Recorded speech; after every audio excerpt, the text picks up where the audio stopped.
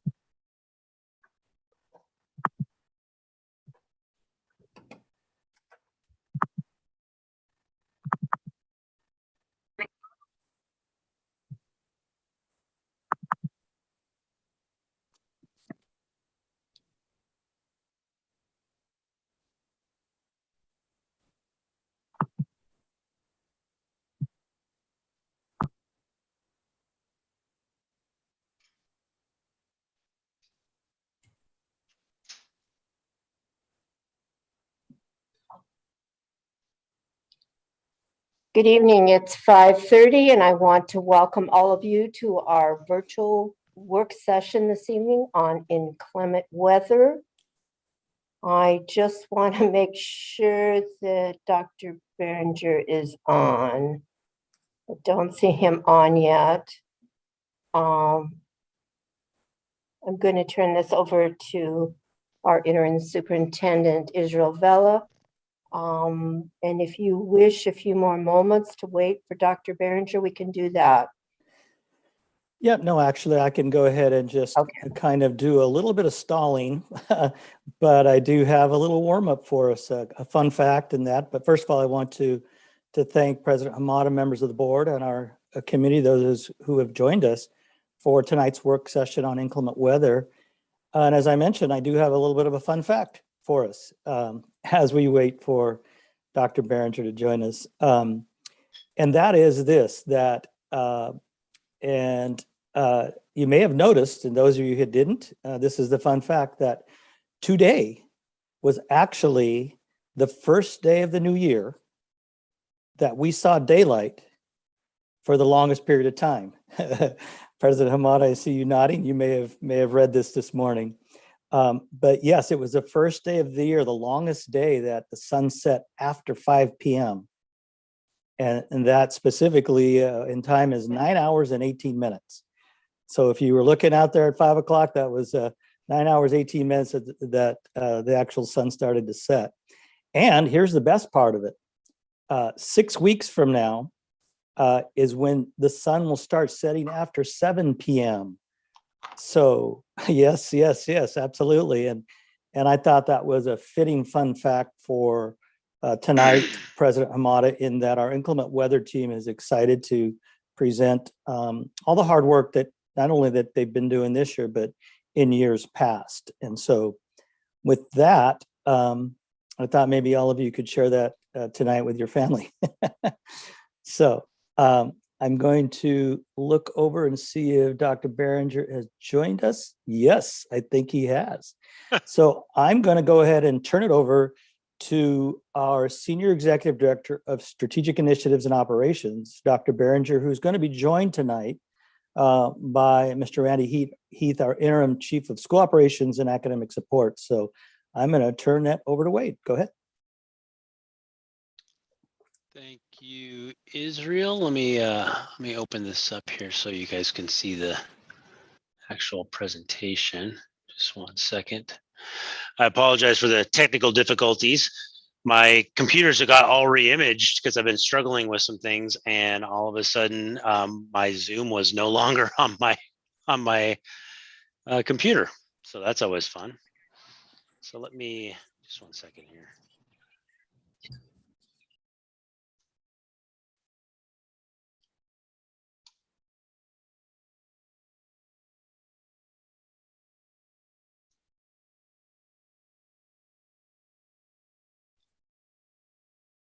Dr. Behringer, we did have the screen up earlier. Did you see the screen for a second there? Earlier, and now it went away back to you. So there you go. It's starting to come.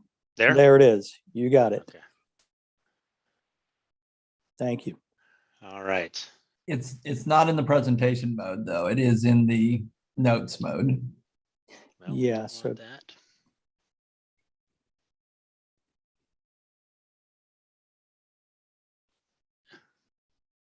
How's that? We still have the see, and I need part of my screen. There we go. There we go. I know you can see that, but okay. Now it's there. I need to see my notes, so I need to be able to split my screen. And when I go in presentation mode, it disappears completely. Let me see here. I apologize. Does anyone know how to take it out of the full gigantic screen to a half screen so I can have my notes? You want me to bring a printed copy over for you, Wade? No, you don't have to do that. Okay. I'll just let me have a Wait, second. do you see view options up at the top, or like the little view with? Yeah, see, I don't have view options. It says you are sharing your screen, and once I have sharing my screen, I can't like limit my screen size, which is weird. So Wade, you might have to briefly unshare, then go to view options, take it out of presentation mode. So unshare.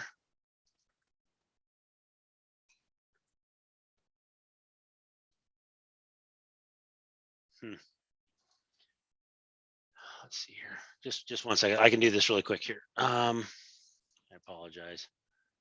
This is what a mess. Give me 30 seconds and I'm going to email it to my other computer. And Wade, you can also go out, minimize it, and then open your presentation up on your screen 2 different ways. Just open it up a second time, do your presentation, and split your screen, or minimize it and then open up the other one. see, I did that and it wouldn't allow me to have it minimized like that. So Sorry. that's right. No, not your, it's all me. Don't worry. I got this. Okay.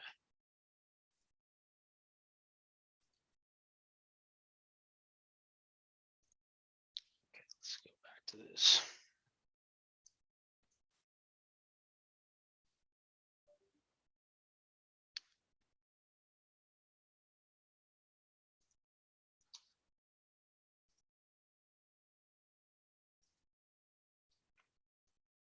Okay.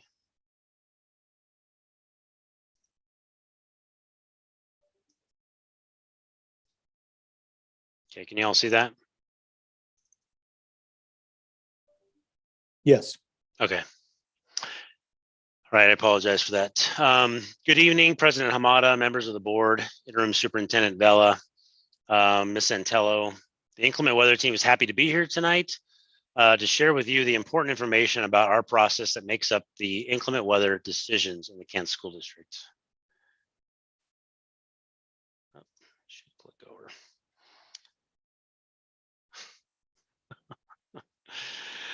Our inclement weather team is made up of two different teams with different responsibilities. First, our decision team, which consists of Randy Heath, interim chief of school operations and academic support, myself, senior executive director of strategic initiatives and operations, Gordon Cook, director of facilities and operations, Justin Dennison, director of transportation, Tim Kovich, assistant director of safety services, and Israel Vela, our interim superintendent.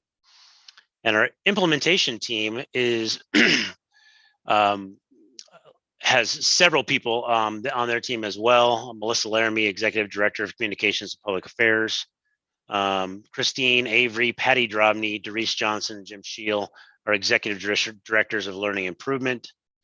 Brian Smith, director of athletics and activities.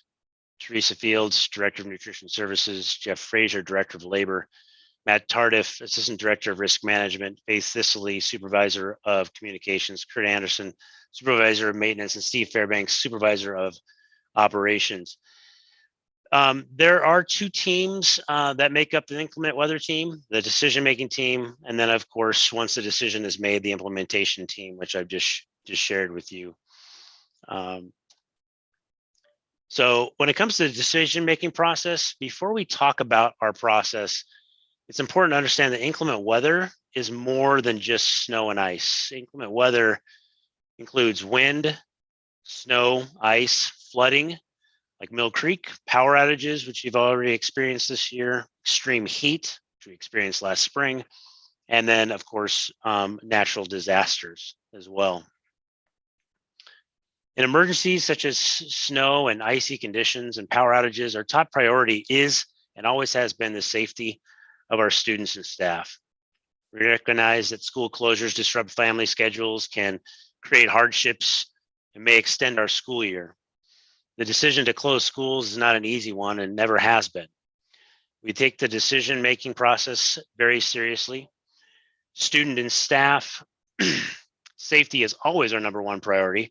However, deciding on weather-related school closures is always difficult because of so many different scenarios that must be considered. Our district covers 72 square miles of very diverse terrain and weather patterns. This often means that one part of the district, the roads may be icy, whereas the other part of the district may be clear and dry.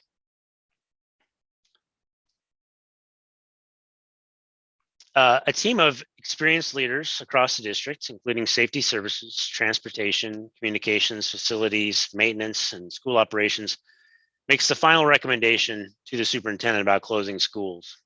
Of course, during inclement weather events, we do our best to balance the many interests at stake, which include our community members, students, staff, families. Still, we recognize that no matter what decision we make, everyone is impacted. So when we think about our decisions, prior to any inclement weather event, our inclement weather team, our decision-making team, is watching weather daily and many times hourly as systems get closer to the Kent area. Our team is communicating with one another via text groups and scheduled team meetings to review and share information about incoming weather systems. This process occurs 365 days a year on an as-needed basis. So as weather systems get to be within 12 to 24 hours from the impact in our particular region in the Kent area, we're chatting more frequently via text. We have team meetings. We have team members out driving district roads, sharing information. We are reviewing security camera surveillance of our school buildings and our building sites. Justin, our director of transportation, is talking to other job-alike people in neighboring districts to see what they're doing. We are monitoring King County snow routes and the police scanner regarding road conditions. Our superintendent is in text conversations with South King County superintendents about their thoughts around safety enclosures. We are constantly talking and preparing the night before, days before, and in the wee hours of the morning prior to 5 a.m. to make an informed recommendation to the superintendent. Before I leave this slide, is there anyone else on the inclement weather team that would like to add to that? Any other context or additional information?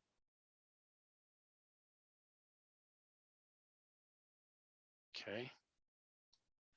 Plenty of time for questions as soon as we finish. So making decisions about weather-related school closures is always difficult because, again, so many situations that we have to consider. We take the decision process, making process very seriously.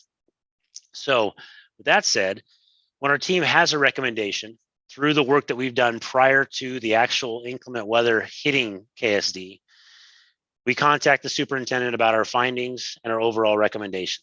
Usually our superintendent is already in the know of everything that's going on in the district because we've been keeping them up to speed on what's happening in and around our area regarding weather. Then the superintendent will make the decision, let us know on the decision-making team, and also we'll start our implementation team responsibilities. So it's also important to note that there are weather conditions that we make decisions based off of. And then after those decisions are made, sometimes things change. A prime example is the January 4th of this year, just a few weeks ago, when we had a refreeze. We were out driving around 4 o'clock in the morning. We had our conversation as a team. We made the recommendation. As we were coming back to our homes and getting ready to go to work, the roads had changed and frozen over again, which then caused us to have to change our 2-hour late delay to a full closure. And I know that there was a lot of conversation about that, people concerned about that, but that's not something that we had control over at that particular time. And that does happen from time to time. The entire process from the decision-making team, having conversations and meeting prior to 5 a.m. and discussing our findings and making a recommendation, to contacting the superintendent to make the decision, to then sharing that decision with the implementation team, can be anywhere from 5 to 15 minutes. And then all the members of the implementation team are prepared in advance with emails, texts, robocall scripts that they can then send out to their teams. And then of course, our community, which takes, for our communications that go out to our community, our families, which is about 50,000 recipients, takes about 30 to 40 additional minutes. And that's something, again, that takes time. So I understand that as time has gone on through inclement weather over the years, there have been concerns and frustrations about how quickly we're able to communicate. It's not as easy as just hitting a button and 50,000 people receive the message at the exact same time or the robocall at the exact same time. And so it does take time. It's important that we know that and our community knows that. All right. I'd like to now turn over the sharing to Tim Kovich to speak about our decision timelines. Tim? Thank you, Wade, and good evening. As Wade mentioned in the last slide, he mentioned a 5 to 15 minutes and then 30 to 40. But as we actually go back to the day prior, this decision and these timelines are, or factors in the decision making, is happening all through the previous day. We're looking at between the normal business day of 8 to 4 p.m. We're starting to discuss what's coming. We're monitoring. Then as we move into that evening, we communicate around 7 p.m. to determine, do we need to make a decision this evening, or are we getting out with our teams, our drivers, our safety officers, maintenance, those key staff that are going to look out in our area.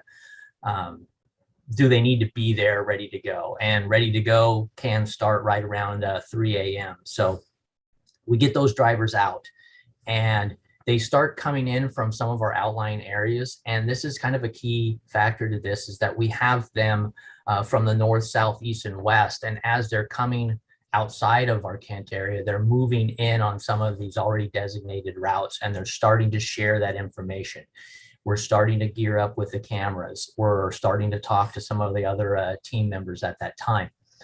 So that we can, by 5 a.m., have that informed decision, those recommendations, I should say, to the superintendent. And that's coming right at the same time as we need to get that out, because we have some of our nutrition staff that are coming in right about the same time, our drivers, custodians, other staff members that are coming in from larger areas. And we're trying to then make sure everyone's aware before that first bus has to hit the routes right around 6:10 in the morning. And then we have students arriving and at high schools with some of the first locations. So that's some of those timelines and that information that Wade has broken down. And so I'd like to go ahead and at this point, go ahead and turn it over to our Director of Transportation, Justin Dennison, to discuss some weather emergencies in relation to our bus drivers and routes. Thank you, Tim, and good evening, everyone. As we know, Kent School District encompasses 72 square miles, and weather conditions can change greatly from one area to another.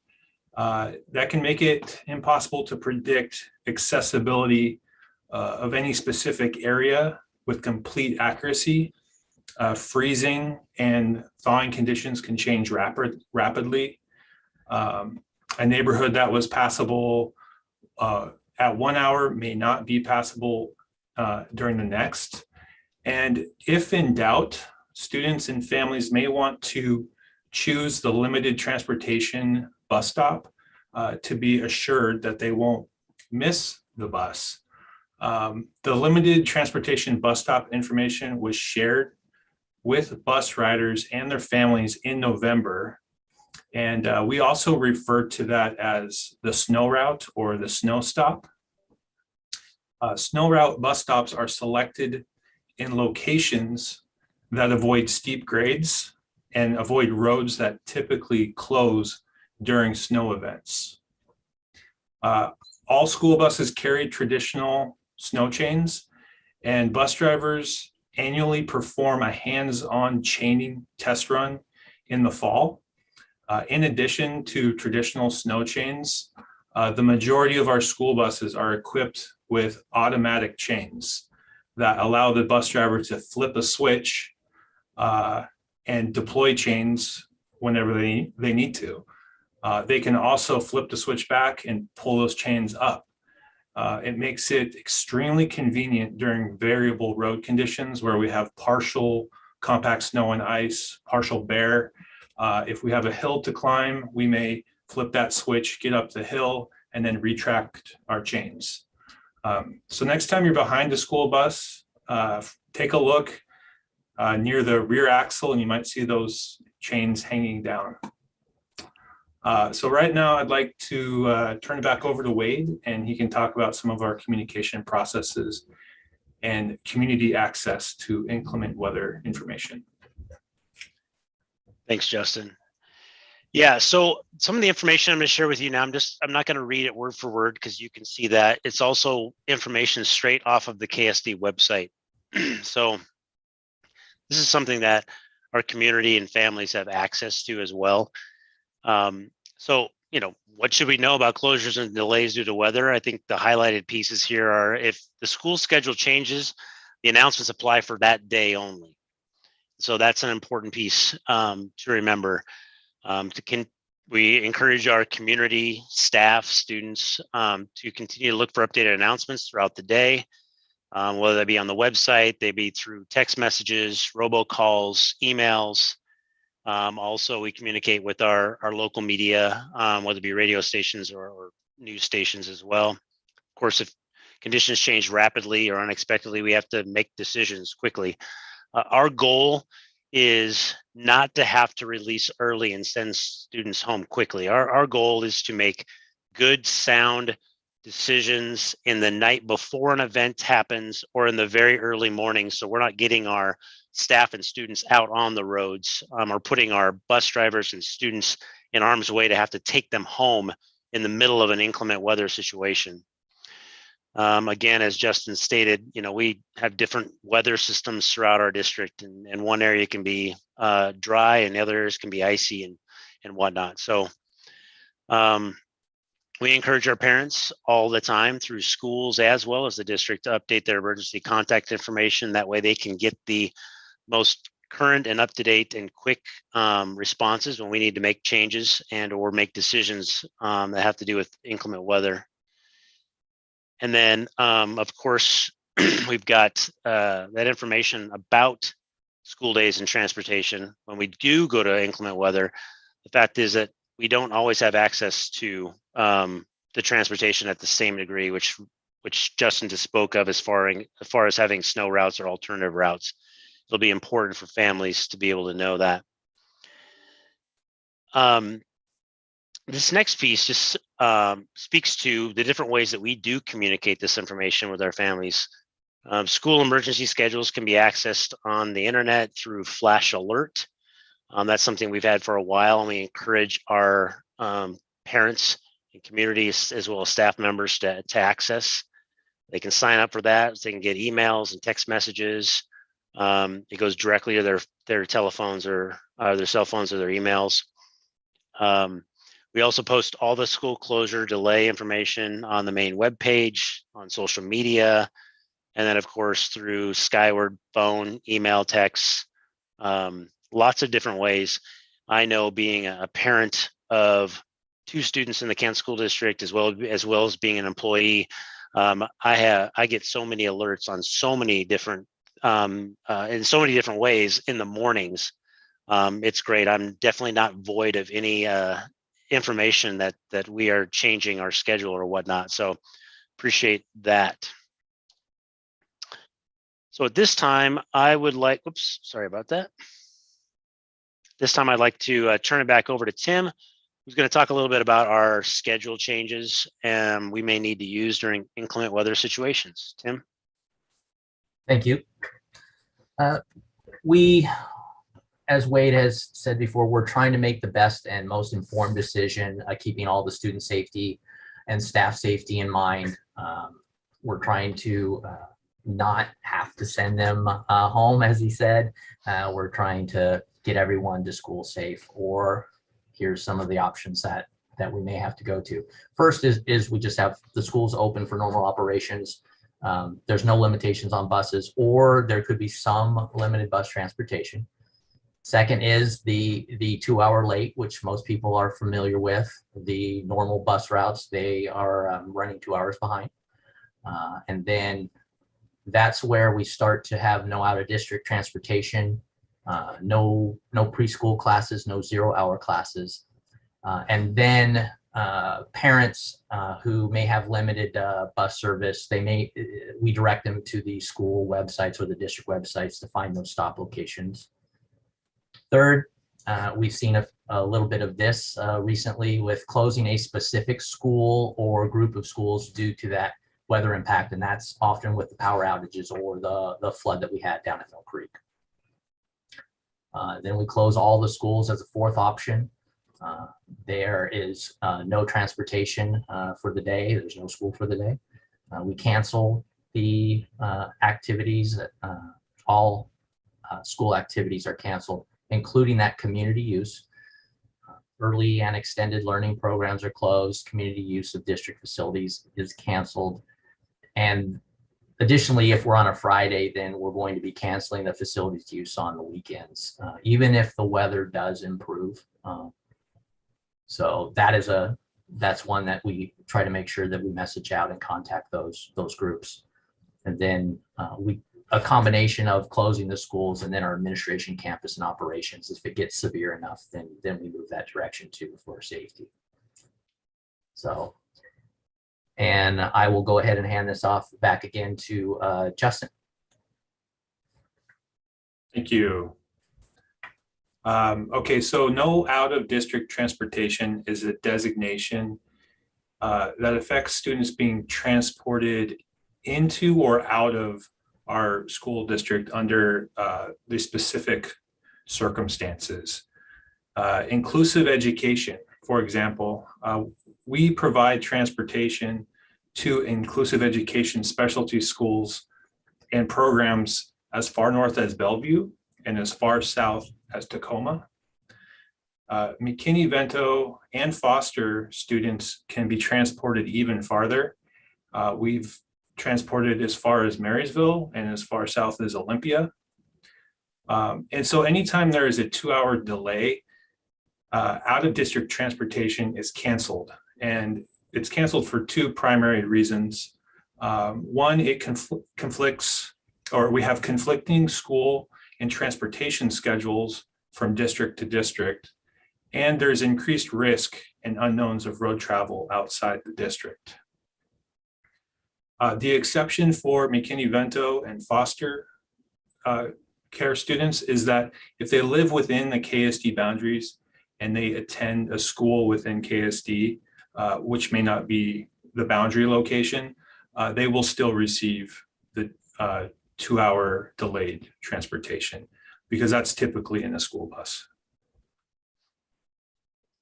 And now I'd like to turn it over to Gordon, and he'll talk about our plowing and safe walking routes.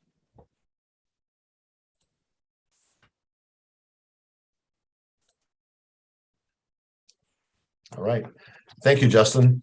When planning to plow, sand, de-ice, and clear safe walking paths, the first thing to consider is what areas are impacted and how much they are impacted. Mill Creek could look a lot different than Kent Lake or Fairwood, or the whole district could be impacted. It's also important to consider road conditions that plows have to travel on between sites. District sites are prioritized based on the grade or incline of the location and the bus loop. As time, need, and weather permits, we expand our initial areas using a prioritized list of KSD sites as well as other weather conditions. If you could go to the next slide, Wade. This is an example of one of our plow routes. Each KSD site has a map like this one of the areas to be plowed, sanded, and de-iced. This is Meeker.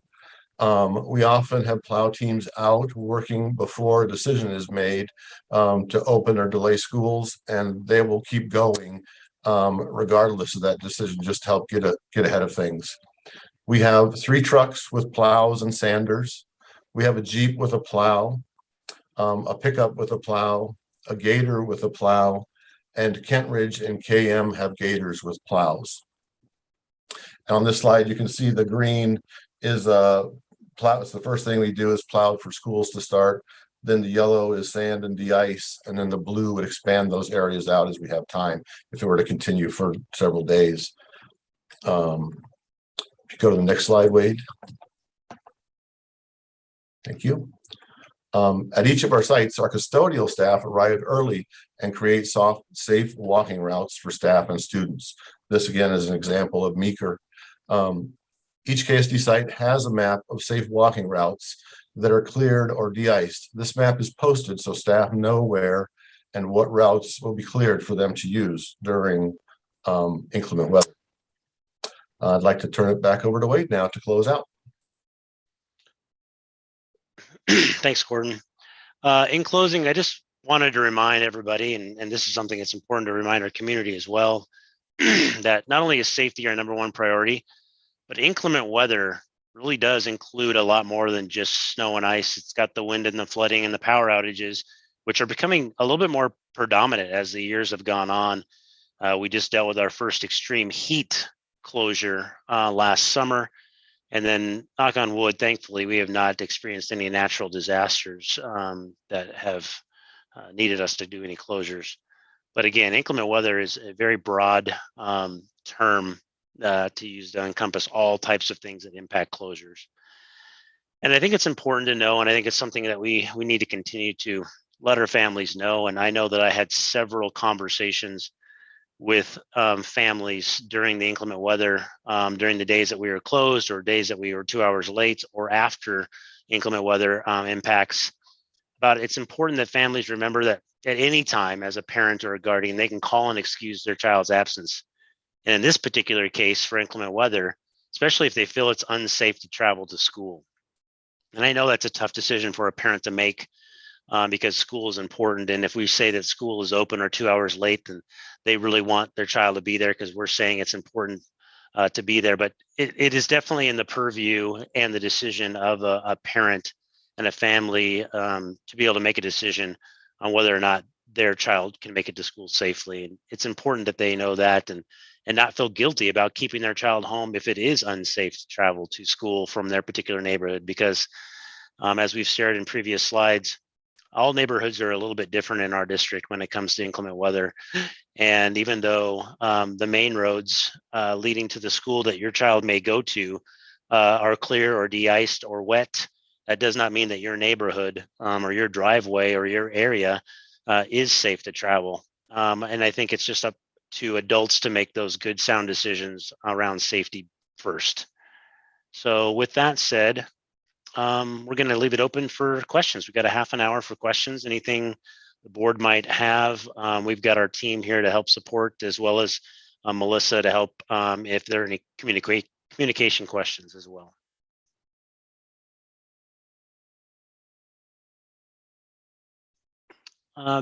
Director Benno. Oh, yeah, I have a couple of questions. On one of your slides, I'm looking at it on my screen too. It was on the timelines, and one of them says some KSD employees who live more than an hour outside. I'm kind of curious, like, do we have a list or estimate of how many KSD employees live more than an hour outside?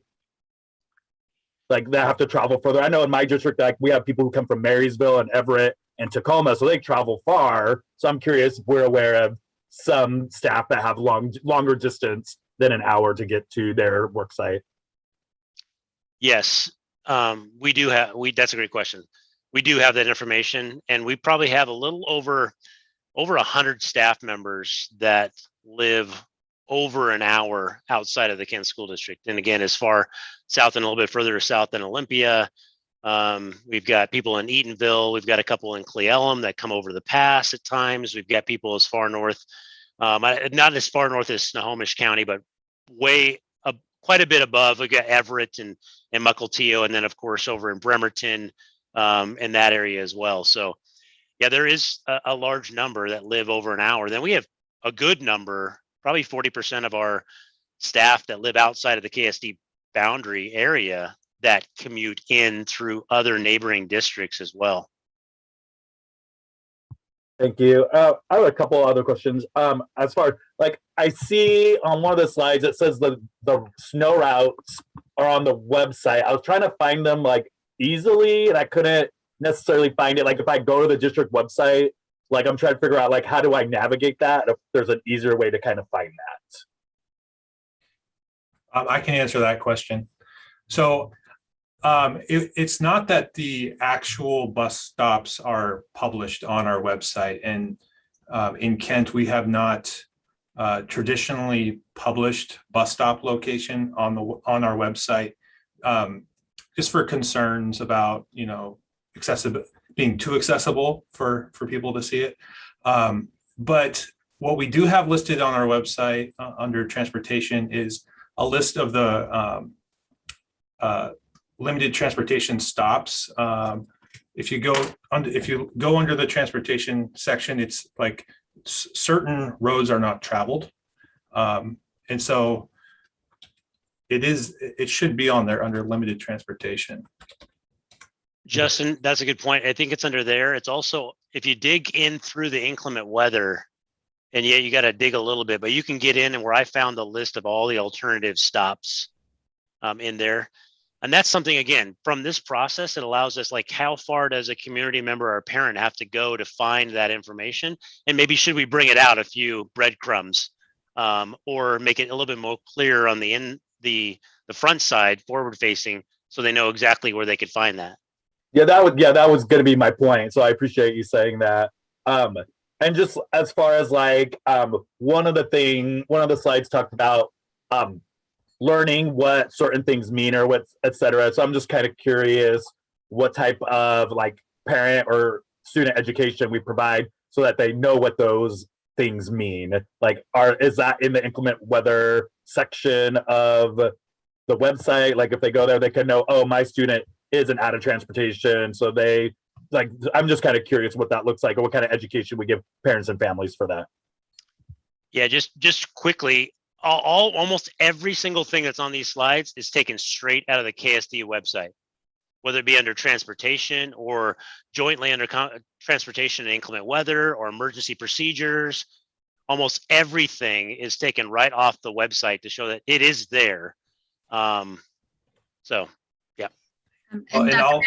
Behringer, sorry, but just to add to that, it doesn't just live on the website. We push this home to families in multiple languages via multiple modes prior to the first snowfall every year in multiple ways to ensure that families are getting it. Because we know we have new families every year, and we get out of habits of remembering where to go and remembering what it is after we have a great summer. So we send it out multiple times before that first snowfall. Thank you. That's all my questions. I appreciate the answers. Sure. President Hamada. Yeah, thank you.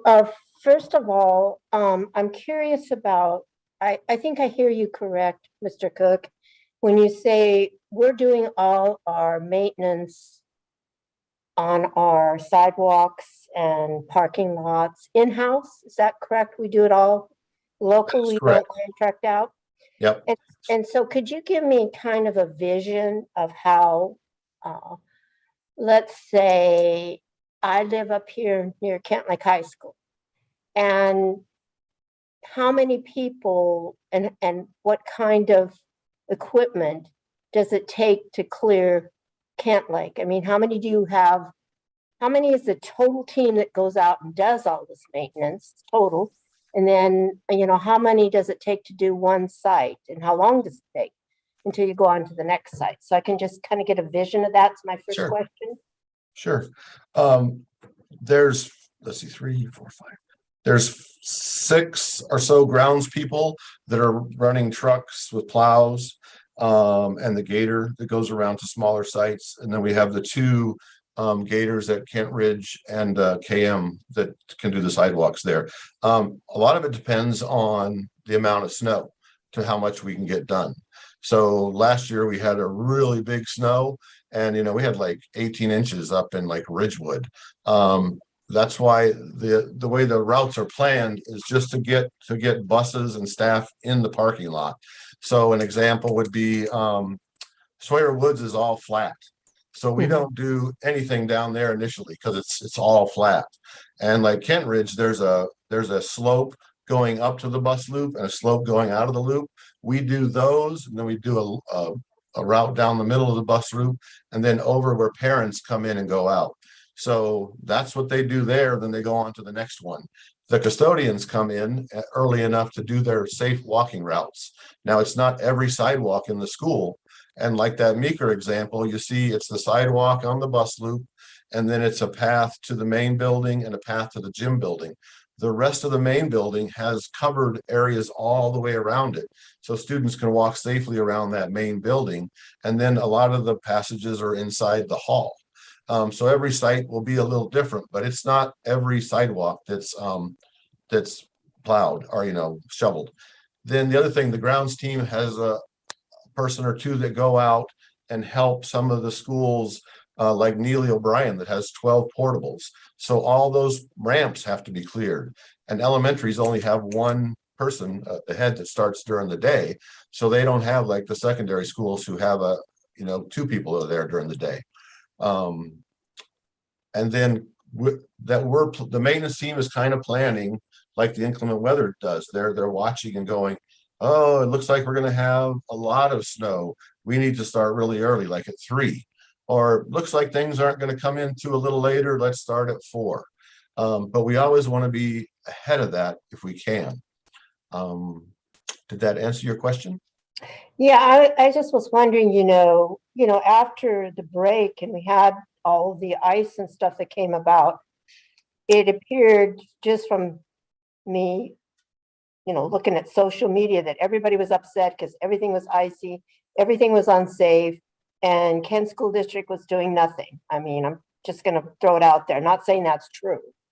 I'm just saying, but like, when you have this many schools in this many areas, I mean, have we ever thought about perhaps using our own people and even looking at more of a budget for contracting to kind of, so we could get to every school or something like that? Has that ever been brought up on the table? Just curious, you know, because that's a lot for the people that you have, all these schools.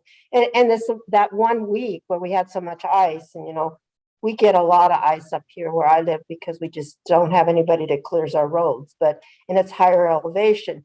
But how can you possibly get to that many schools to have them perfectly safe when they walk in the door? I mean, they were freezing over during the day, and you'd have to do it almost every morning at 3 a.m. and maybe 6 a.m. again. You know, I'm just curious. Have you ever given any thought to? We have considered it, contracting we've out? talked about it. And you know, this isn't Wisconsin. So, you know, if we gear up to clean every parking lot every time it snows, we're either gonna have a whole bunch of trucks and people sitting Yeah. around, or we're gonna have a contract, and it's something we're looking into, a contract with a company to go help us do these things. But that's a premium time. So, you know, every Safeway, every Albertsons, every hotel, every shopping center, they're doing that, right? So there's also limited resources there. So it's just really tough. The last 2 years, we've had a little more snow. In previous years, we've kind of had the Fairwood area is kind of a usual suspect in the Kent Lake area. And a lot of times the valley is clear. So we might have something a little bit in Fairwood, Kent Lake, and then up at River Ridge, and the rest is kind of varied, where maybe down at Kent Elementary and Neely O'Brien, you have nothing. Same at Mill Creek, and as you come up the hill a little bit, you may have a half an inch. So it just really varies. And then about 12 years ago, we had a flip-flop where the valley got the snow and everything on the hill got nothing. So it was really crazy. So it's something that we could, you know, try to budget and plan for and dig into a little more. But a lot of times then too, we around here, and we did this during the break, we went out on Wednesday and Thursday and did all these routes, all those areas warmed up and it got clear. The snow, the rain was supposed to start earlier than it did, and we were watching that.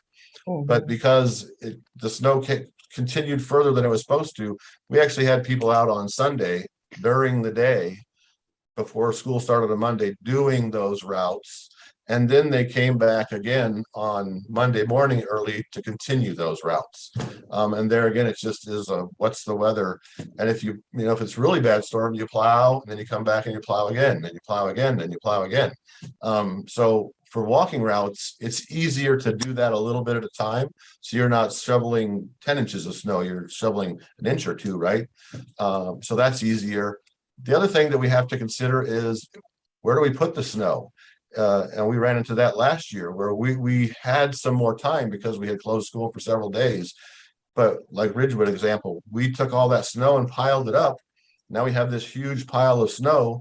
When the parking lot warmed up and it was ready to, you know, be cleared, we had this huge pile of snow, and we can't push them into, you know, some of our side areas because neighbors, and we just don't have access like that.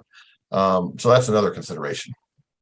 No, I appreciate that. I hope our community is listening, because they have a lot of these questions and I'm learning.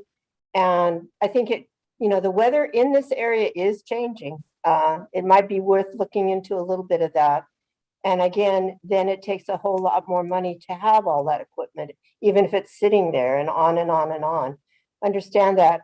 A question that came up too was with communications was, I noticed, and I could see this, if this was my little one out there, waiting for the bus stop, going out on the ice, and then they were on their way and they had to go and get them because school was delayed. Some of the people are saying they would really like to have a lot more advance notice, but I hear you, with 50,000 things going out, that's pretty darn hard. You get the word out to everybody, especially when you had to change it on that one morning. I mean, is there any, I mean, I guess it's really up to the individual parents then. If they don't feel safe to send their kid out, they just keep them home. Is that, am I coming to the right conclusion on that? I mean, I'm getting these texts going off on my phone 24/7 when this happens, but I'm wondering if I have a little one, and I don't have a little one anymore, that's going out to the bus stop and it changes before they're at the bus stop and then their parents have to go get them. Is that just on a very rare occasion that's happening, you know? Putting that at risk? Yeah, that's great point. It should be on a very rare occasion because again, conversations happen the night before or the very early morning of with the goal, if at all possible, to make a decision in and around the 5 o'clock hour to be able to then work with the implementation team to then communicate out whatever the decision is, whether it's 2 hours later closed, prior to 6 o'clock. Now, there should be no students walking to a bus stop at 6 o'clock in the morning. Now, there may be parents that are getting ready to leave, depending where they are, going to a 0-hour class at the high school that starts at 6:40. But no students for high school would be going to a bus stop for a first period class at 6 o'clock in the morning. It's more of our staff that are maybe en route to their work site prior to 6 o'clock in the morning. So it's very rare. So like on that particular day where we were a 2-hour late and then maybe families started moving towards bus stops or getting ready to go to school, and then things froze up and we had to make the call to not go out and to cancel for the day. There may have been people that were in that limbo area, but again, we tried to give enough time. And one of the things that I haven't said that we've talked about as inclement weather team is that if at all possible moving forward, which is why we talk all the time as a team, our ideal goal would be able to make an informed decision the night before and to be able to communicate with our families and our community the night before. If at all possible, that would be our goal. So our staff can be safe, our students can be safe, everyone can make informed decisions. It's not going to happen that way 100% of the time because sometimes things happen we didn't think they were going to happen, and then all of a sudden we're out at 3 o'clock in the morning and we got to make a decision. So, but I think moving forward, when we think about safety first, that's a big part of our goal. Thank you for all that. And I just want to mention that we followed a process here, and we had 2 board directors, myself and Vice President Bento, that wanted to have these on an agenda to get this out there. And we have the whole team here with all the information. So I really appreciate that we've followed a process. We've done it. We've got our people here. And now we have the opportunity for our community to listen in to all these questions. And please, others chime in, but I appreciate this very much. Yep, I know I saw hands from Director Behringer and Director Farah. So I don't know who was first because I'm on the share screen, so I can't see. So Director Farah was first. Okay. I just want to thank you first, for doing this. And 72 square miles is a very large area to cover. And I had 2 questions, but one question's already been answered. The second question I had is, I remember a slide that said that the snow routes are located and it's advertised on the the alternative stop locations. Right. So the question I have is, how do you determine the location of the bus stop? What makes you come to the decision to say, we're going to stop at this location as opposed to couple of few? What makes that? I can answer that question. It's typically, these, a lot of these have been handed down from years ago. Mm-hmm. The decisions revolve around accessibility and the grade at which that the bus may have to travel. There's a couple of roads that are pretty difficult to travel. They're very steep, over by Panther Lake, the Garrison Creek Hill, we call it. There's on 192nd, Snake Hill. There's a lot of roads out there that kind of have a reputation, and our department has been aware of them because it's kind of been, generationally handed down to us as we've come along. And so we put the bus stops in places that are safer to access for the bus. And yeah, it typically the student may have to walk a little farther, but in this case, we got to make sure that the bus can also make it up the hill. So there's kind of competing goals in that. Yeah, I appreciate that answer, and because it's somehow sometimes when I see a bus stop, it seems like it's somehow a little bit too dangerous for kids on the other side of that bus to cross, especially on a snow night. So when the ice is on the street and things like that. So that's what I just wanted to get clarification. Thank you very much. Director Behringer. Trying to unmute. Yes. So I kind of was gonna go about the snow bus routes too, and having kids in the district forever, I've always been aware where our snow bus route is, which is for some students that is in our neighborhood, and I live in between Ridgewood and Northwood. For some of our students that live way up in Woodside, could be 2 to 3 miles just to get to Northwood, to walking to get to Northwood. So there's no easy way for them to get to that one bus stop. So I think my question that I was going to ask is kind of answered. Those parents probably would just not have their kid go to school because it's really hard to even get a car down there to Northwood at that point in time. So, I mean, probably more when we had the snow event of 2019 when we were closed so much. I mean, how do we address that when some of these snow routes, just based on geography, are just kids can't even get to the snow bus?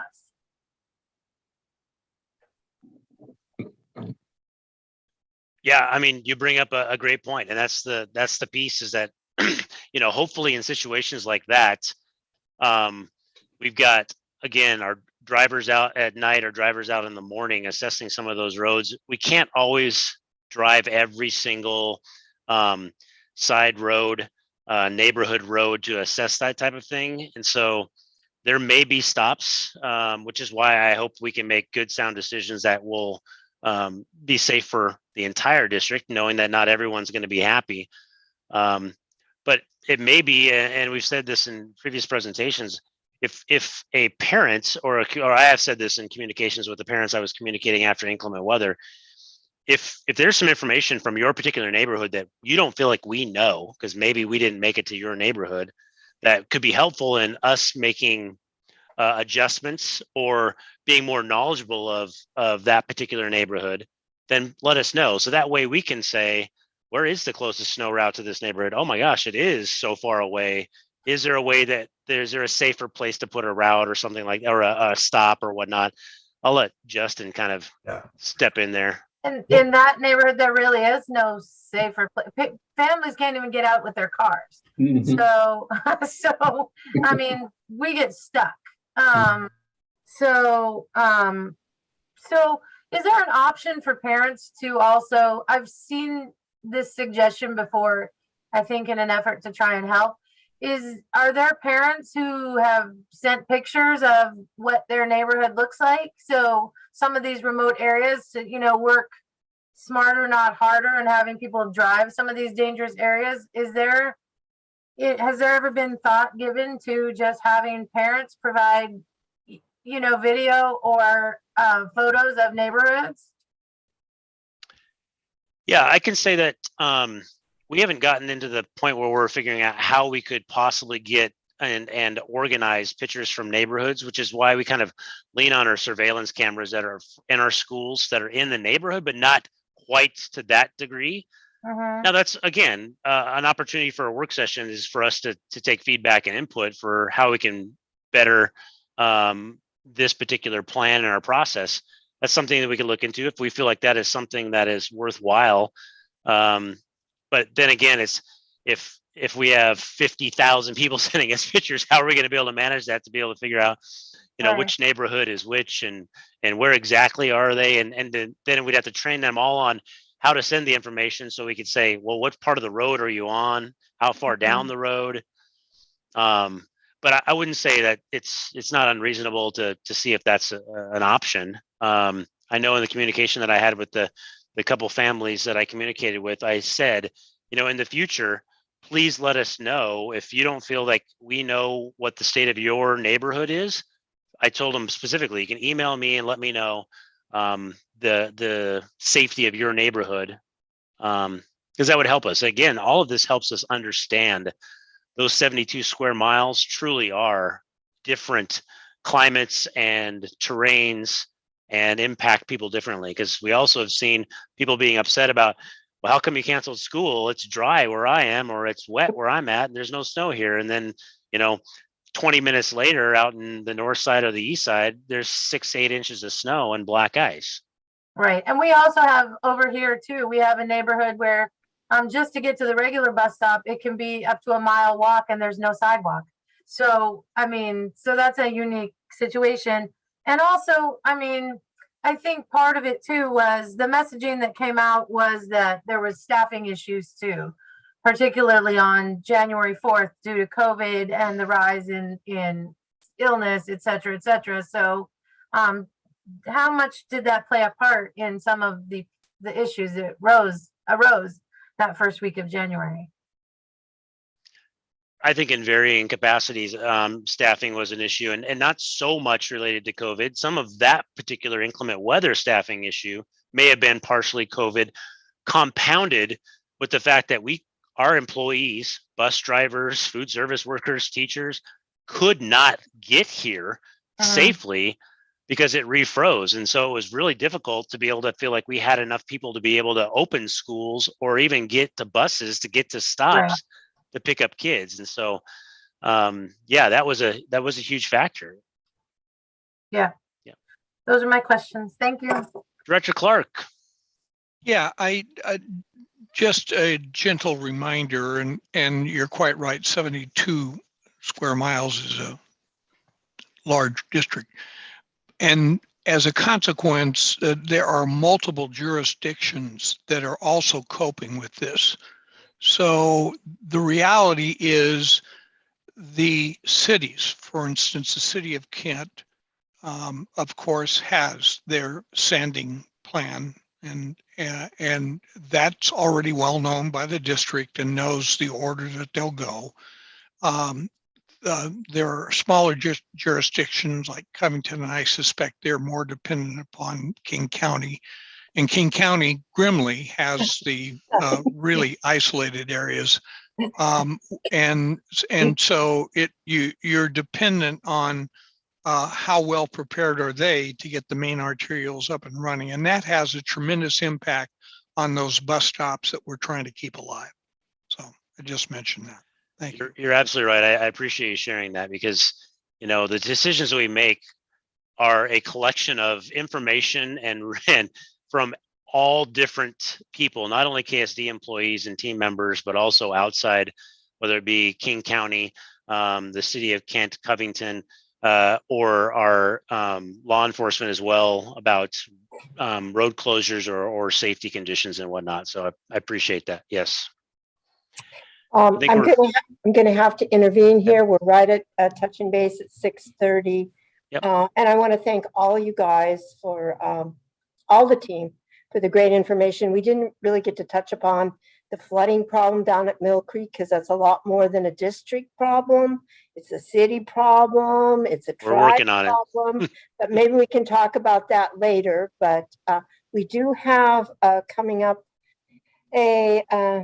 on 6:30, so we're going to have to right now we're going to have to adjourn. Yep. And thank you all. I want to tell you the work session is adjourned for an executive session. This purpose of this special meeting is to discuss with legal counsel representing the district litigation or potential litigation to which the district is likely to become a party, and we will hopefully return at 7 p.m. for our regular meeting. Thank you. Where am I gonna go? I gotta leave here. Got to leave here. Leave. Okay, join.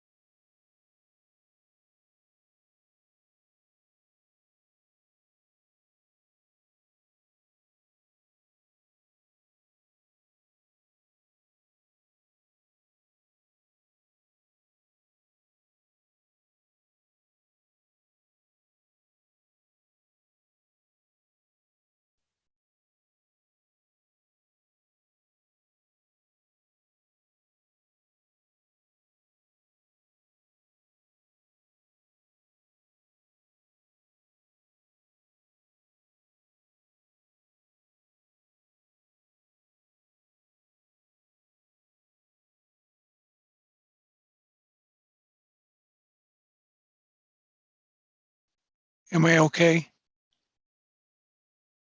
Okay.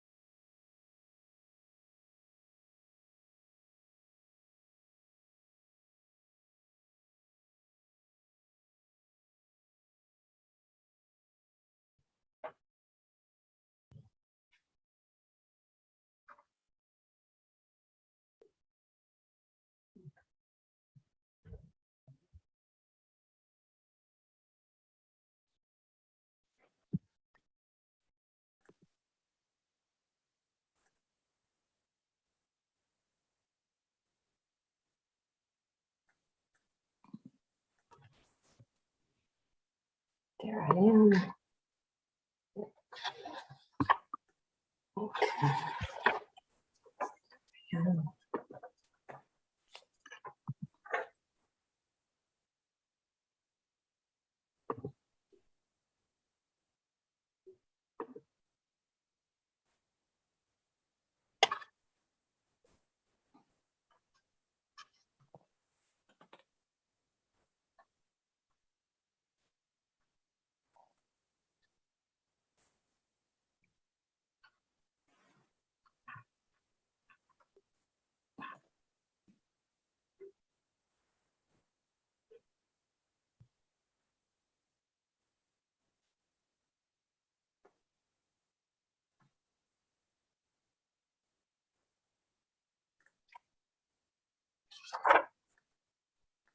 Do we have everyone here? I see, but I don't see faces. Director Clark, are you here? I'm here and I can't get anything on the screen. I hit start video and it won't let me. Okay, but you can hear. Yes, Okay. yes. Right. Can we kind of work with Mr. Director Clark to get him, help him there? Yes. It is 7:02, and I do want to invite the whole community and everyone here on Zoom to welcome you to our actual meeting, our regular meeting. And first off, we would like to ask Director Fair to say the pledge. Director Fair. Thank you, President Hamada. Will you please join me? I pledge allegiance to the flag flag to the United States of America United States of America, and to the republic for which it stands, one nation, under God, indivisible, with liberty and justice for all. Okay, I'd like to welcome all of you again. This is a meeting of the Kent School District Board, which is held in public to comply with the Open Public Meeting Act. We welcome the public's participation in this board meeting and thank those who are viewing our live stream. And I'm going to go through the process for audience participation. And please bear with me. I have little Sarah Brightman on my lap who will not go away, so she's going to help us tonight. The purpose of board meetings is for the board to conduct its business in public. During the meeting, the board will listen to, but not respond to, public comments submitted online.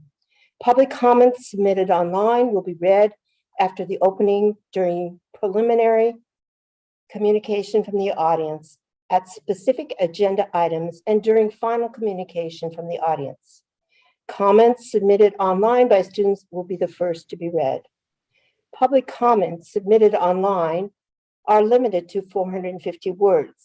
Specific names of staff, students, or personal identifiable information is not permitted. Abusive public comments personally directed towards staff or board members will not be tolerated. The president may interrupt or terminate an individual statement when it is too lengthy, obscene, or irrelevant. Per board procedure, written material to provide board members with background information should be submitted to the superintendent's office at least 1 week in advance of the meeting. And now I'd like to turn to Director Reno to read the land acknowledgement. Thank you. We acknowledge we're gathered upon the ancestral lands of the Muckleshoot Indian tribe who historically lived throughout the area between the Cascade Mountains and Puget Sound. Thank you so much. And now I'd like to ask Interim Superintendent Villa if there are any changes to the agenda. Thank you, President Hamada. There are no changes to the agenda. Point of order, I would like to exercise my right to add an agenda item. And the agenda item I would like to add is I make a motion that we add an agenda item to discuss COVID testing and contact tracing. Is there a second? I'll second. Okay, it has been moved and seconded that we add to the agenda a discussion on COVID tracing, and that discussion will now occur. So discussion on the discussion. Well, I still have been hearing that the COVID testing is delayed. So I just wanted a discussion, and this is something that I made you and the interim superintendent aware of on the 20th that I was interested in hearing. And then I met with students this week at another high school who are interested in walking out. And one of their main concerns is also the COVID testing and contact tracing. So that's why I think it's imperative that we listen to our community and have a discussion tonight. Can I ask where on the agenda it would go, Director Behringer? Well, probably we don't have any, we only have a consent agenda, so I would propose that it goes after the legislative update. Or I'm sorry, we have a 6.0 Board of Directors discussion on that policy, so in that 6.0, either before 6.202. Mr. Brockfeld, are you there? I mean, would that be the correct place if we vote on this to do that? I just need clarification, please. Mr. Brockfeld? You could, yes, thank you. You can certainly vote on this. It would take 3 votes to amend it. You can do it separately. You could make one motion to amend for this purpose, a second motion to place it in a place certain on the agenda, Or you could amend this motion. There could be a motion to amend this motion, but either way, it is not necessarily material to the motion, the placement. So the motion on the floor is really just to amend to include this issue. I would take it separately on two separate motions. Okay, and following that lead, then the first thing I just want to mention is that we do have a procedure that we have established for an agenda form to fill out, and I just received that a couple of days ago, and we went through that, and I spoke with Interim Superintendent Villa regarding that, because I want to comply with anything any of our board members want to bring across, and he tried very hard to get somebody from the staffing that does all the testing and works directly with all that to have them here tonight. That just didn't happen, unfortunately. So the real good information that we wanted to have from that contracting agency is going to come at the very next board meeting, as I understand, so we can have everybody here that actually has information. And that's my only issue with it is, if we're going to do that, we're not going to have the exact people here that need to be having that discussion. And that's the only reason why it wasn't able to be on the agenda tonight, because I do want to comply with everybody's wishes on what we get on the agenda. So I'm just not sure if we're going to be prepared to really do a thorough discussion about it, is my reservation.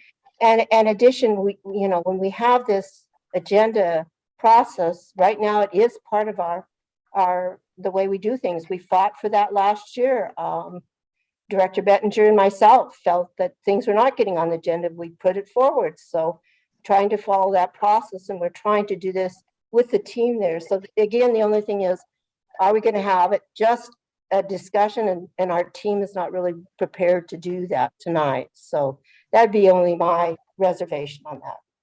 I'm exercising my right, as we learned at our open government training. And again, this has been ongoing with the public as equal to or bigger than the inclement weather. And I think personally, if we had a discussion tonight, it might inform some more action from the testing company, and then they would be even better prepared to understand perhaps what we are concerned about. So again, I did submit a form, but I'm also exercising my separate right, as we discussed at the open government training, to add an item to the agenda for discussion.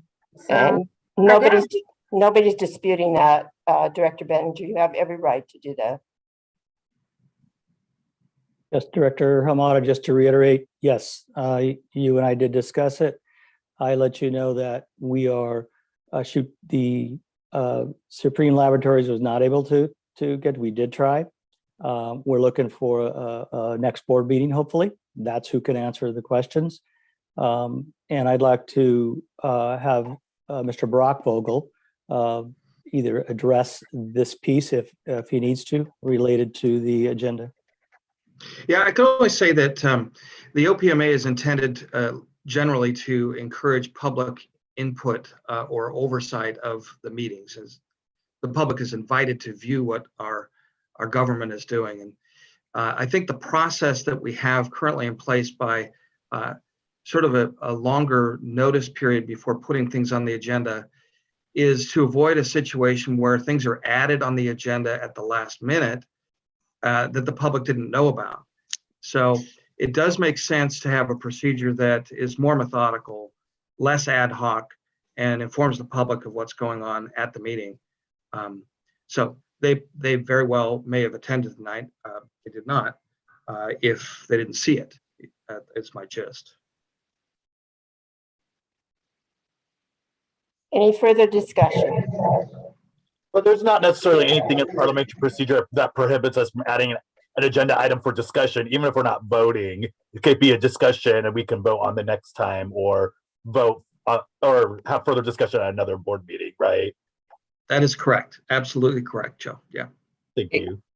And if I can, having spent many years in a lawmaking body, there is nothing worse or more destructive than government actions by the seat of their pants, where a hot topic with divisive overtones is brought up because people are looking for a quick solution and they want to see action now. And that's the worst form of government, is to install something that's inefficient, doesn't work, and comes right back to haunt you in a very short order.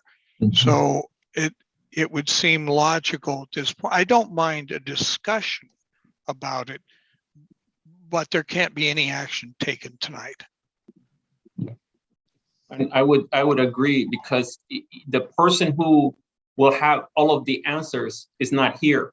So therefore, the discussion will all be limited to just our knowledge and to discuss the issue, which is a valid issue, and I've been asked by the community, but the person that we need to answer and get the correct answer so that we're going to educate ourselves and we're going to educate the public is not able to meet. So if the person or the entity that is supposed to answer these questions are going to be in next meeting, then would make sense to add the agenda in next meeting.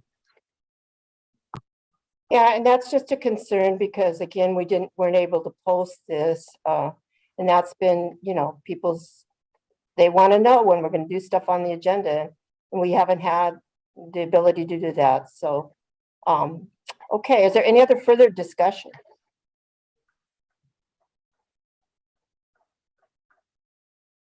Going to give this a lot of time. Okay, are we ready? We are ready for the vote then. All right. It has been moved and seconded to have a discussion and talk about the COVID and do that tonight. And add that to our agenda. All those in favor signify by raising your right hand and saying aye. Aye. Aye. All those opposed signify by raising your right hand and saying nay. Nay. Nay. Looks like the motion failed. Okay. Oh, excuse me, abstentions. I just have to formally do that. Sorry. All right.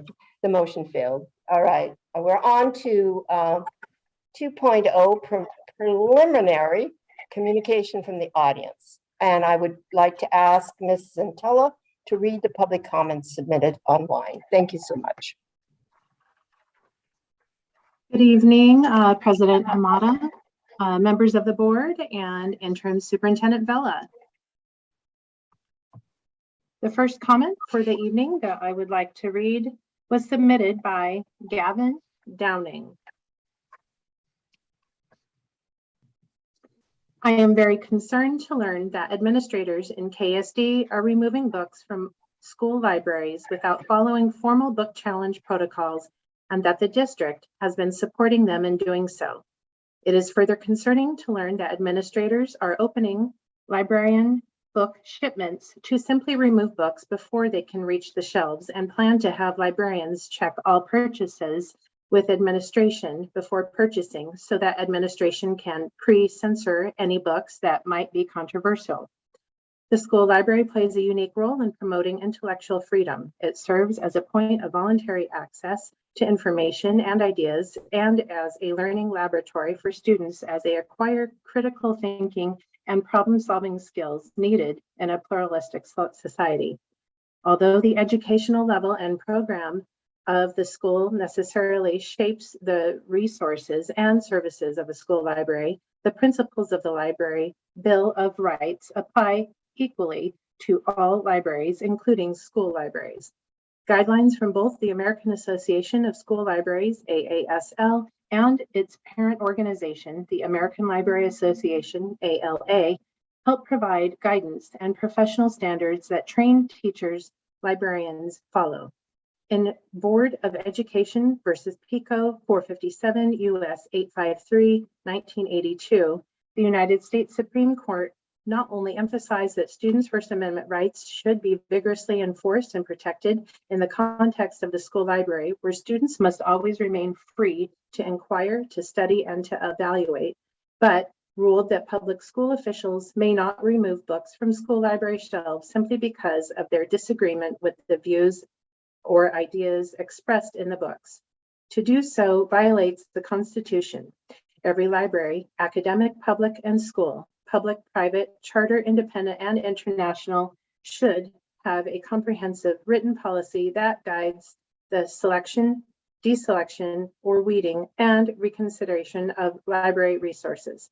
Currently, due to changes in the district, there is a lack of such a written policy, though there are plans to create one before the end of the school year. In the absence of a written policy, the librarians in the district have been using professional judgment based on our training and professional standards from both the ALA and AASL. Teacher librarians make their choices for collection based on a wide range of considerations that their formal training, professional guidance, and teaching endorsement prepare them for. Materials that cover controversial topics are included in a collection when they meet the selection criteria set forward by the library. Selecting materials is a key function that libraries use to fulfill their mission in the community. By representing multiple points of view within the collection, libraries will inevitably contain materials that are offensive to some members of the community.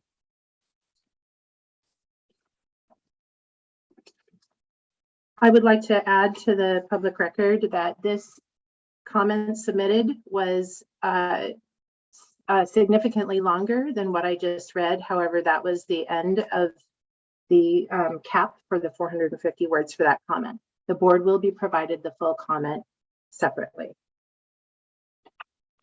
The next comment submitted was by Nikki Venatter.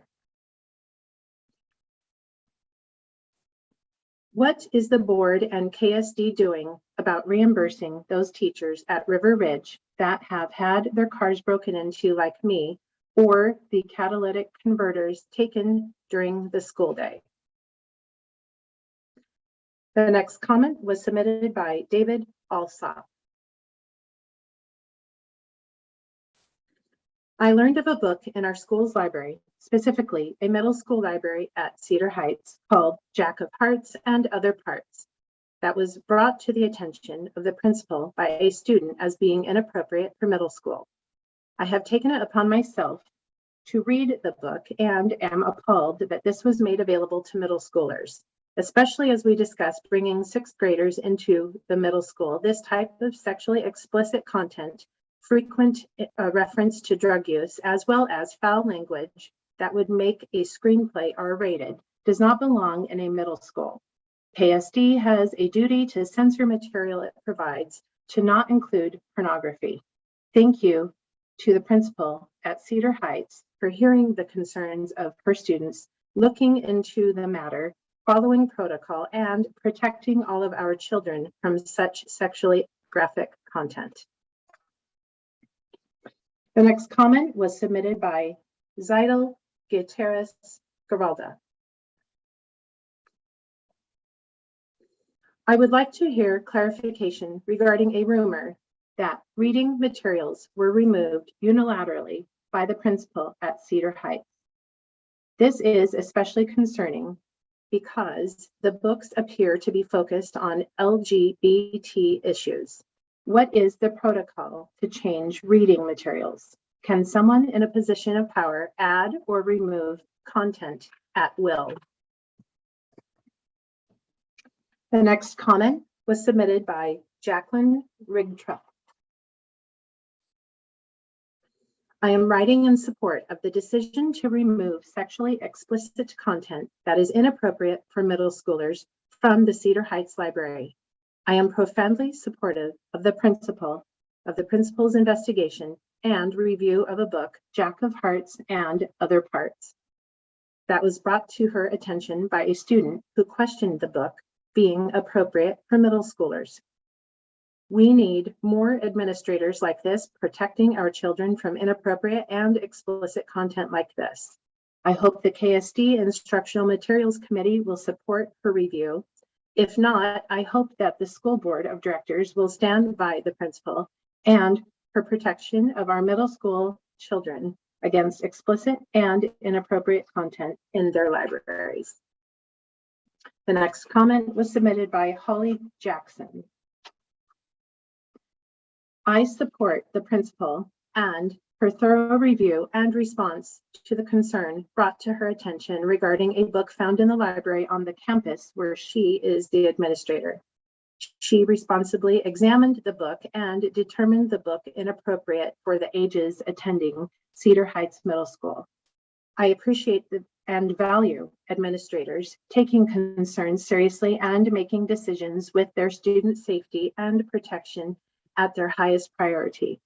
Her decision should be honored and the book should be removed. The next comment was submitted by Samantha Hardy. I am writing in support of the principal at Cedar Heights Middle School. As a member of the LGBTQ+ community myself, I stand with the principal in support of removal of this content and any other similar age inappropriate content, regardless of sexual orientation, from middle school libraries. The principal has demonstrated time and time again her support, encouragement, and expectations for all students and staff at Cedar Heights Middle School in a manner that represents respect and equality on all levels. I would first like to address the inappropriateness of this graphic content in a manner that removes sexual orientation. If this were to be generalized or brought into heterosexual context, my feelings would not change. In my opinion, content provided in school libraries should be to educate our youth and create a place to get lost in imagination and to build their own story. This book does the opposite of that, leaving very little to the imagination where pictures or videos are not even remotely necessary. Now to discuss this content in a personal manner and regarding the LGBTQ+ community. This book very graphically describes sexual acts that reach far beyond the definition of use for educational purposes and moves into an area that is offensive and inappropriate as a representation of this community. As a middle school student who was closeted out of fear of losing everything, had I read that book and was told that it was to educate me about my future, I would have chosen to remain in the closet.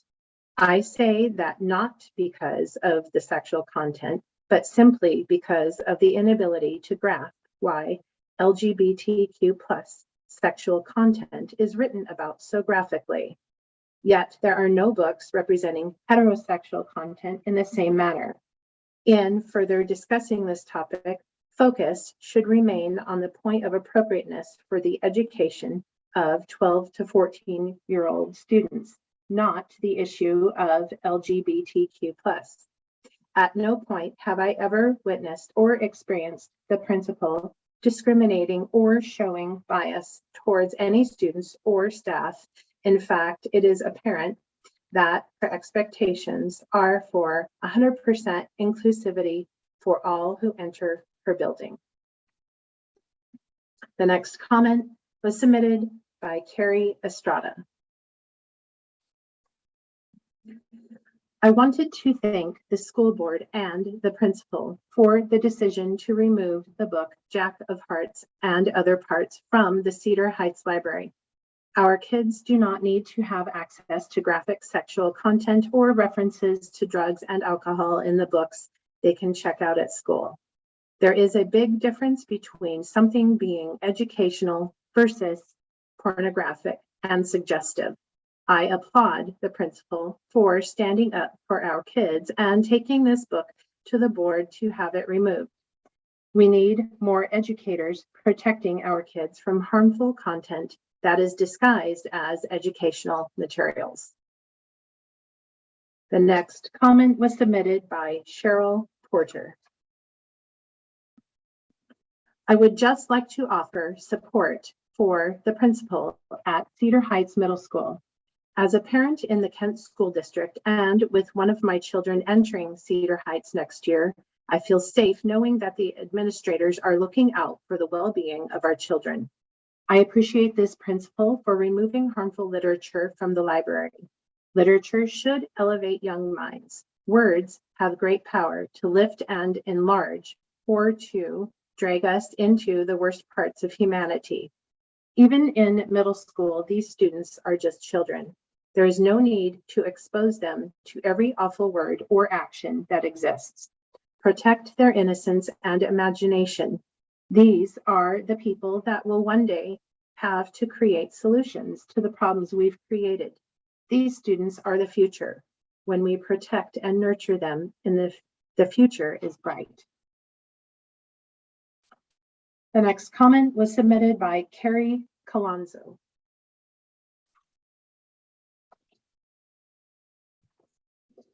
Dear KSD Board of Directors and Interim Superintendent Vela, I would like to address the issue of book removals that are happening within our own KSD community. As a librarian, parent, educator, community member, advocate, and volunteer, I have overwhelming concerns about book removals happening without following our established KSD board policies and procedures. It is essential that anyone with concerns, no matter their role in a school or our community, follow the appropriate procedures to address concerns. Banning and removing a book from a school library is a violation of our intellectual freedom. Conversations about books are important and necessary. Making decisions without conversations, without reading the materials in its entirety, and without a fair process is damaging and harmful. Libraries are places for students to learn, explore, see themselves, and inquire. It is our responsibility to be sure our students have access to diverse areas and choice in materials. A library's role is to provide selection, not to censor materials that a few are uncomfortable with. Our students need us to see them for who they are, and one way to do this is filling a library with books that are about our students' intersectionalities, experiences, and interest. I ask that you support access to information and intellectual freedom for the benefit of all our students and our community. Thank you, Carrie Colonzo. The next comment was submitted by Megan Gray.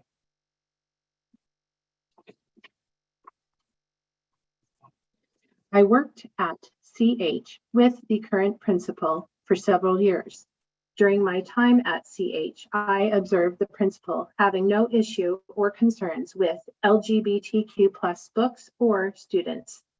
When I approached her about a vision I had for the social studies hallway, she was on board and encouraging of me purchasing and putting up LGBTQ+ flags and posters in the hallways. All posters I put up, I ran by her first, in an effort to make students feel more welcome and accepted. She cares about students and wants them to feel seen. In my experience, she has been incredibly supportive and welcoming to all students. It was also under her leadership that the school's GSA club began. I believe that misleading information has been spread about the principal and that people have unfairly attacked her character.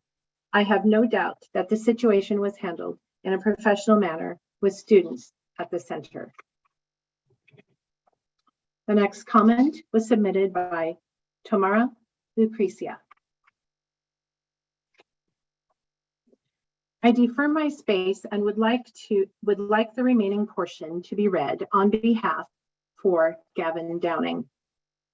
Collection development is a science and an art that certified school librarians are specifically trained for. In addition to the preparation provided during graduate courses, school librarians such as myself continue to learn about collection development via conference sessions, webinars, journal articles, professional connections, and more.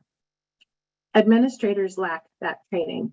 To dismiss the professional skills of the librarian in order to allow an administrator to personally censor a book and take away a student's First Amendment rights does not do our students, our district, or our community any good.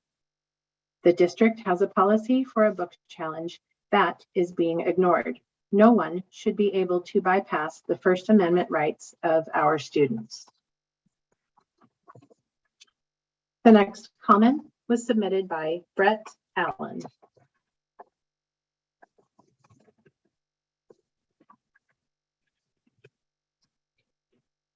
KSD Board of Directors and Leadership.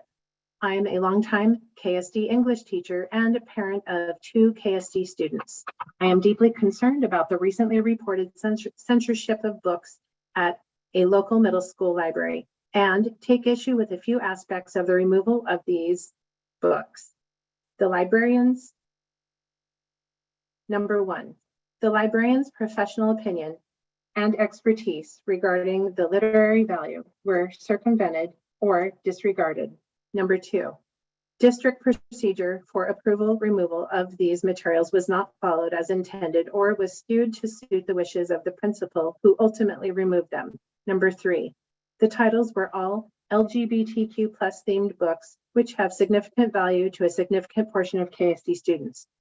Our libraries are certified educators, our librarians are certified educators endorsed and specifically trained to select and vet books and reading materials for their building libraries by following established standards such as the American Library Association guidelines. KSD Board Policy 2021P states, selection of materials shall be the responsibility of the librarian with cooperation from the school's professional staff and approval by the principal or program director.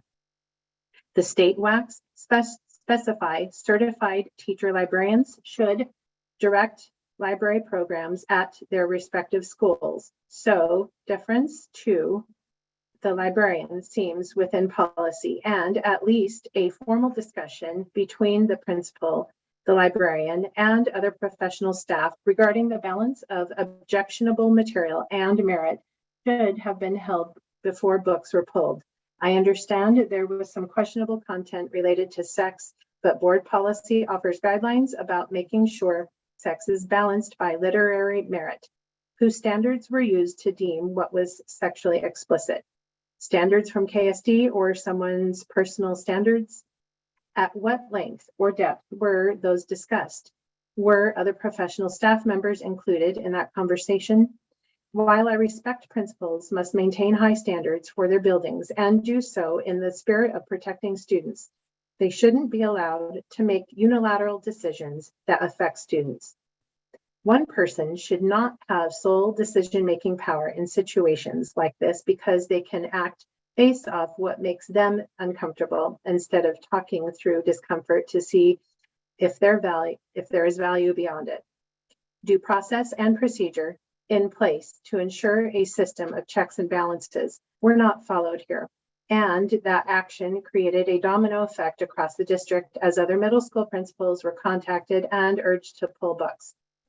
KSD's recent climate survey data showed loud and clear that LGBTQ+ students yearn for representation and inclusion in our schools.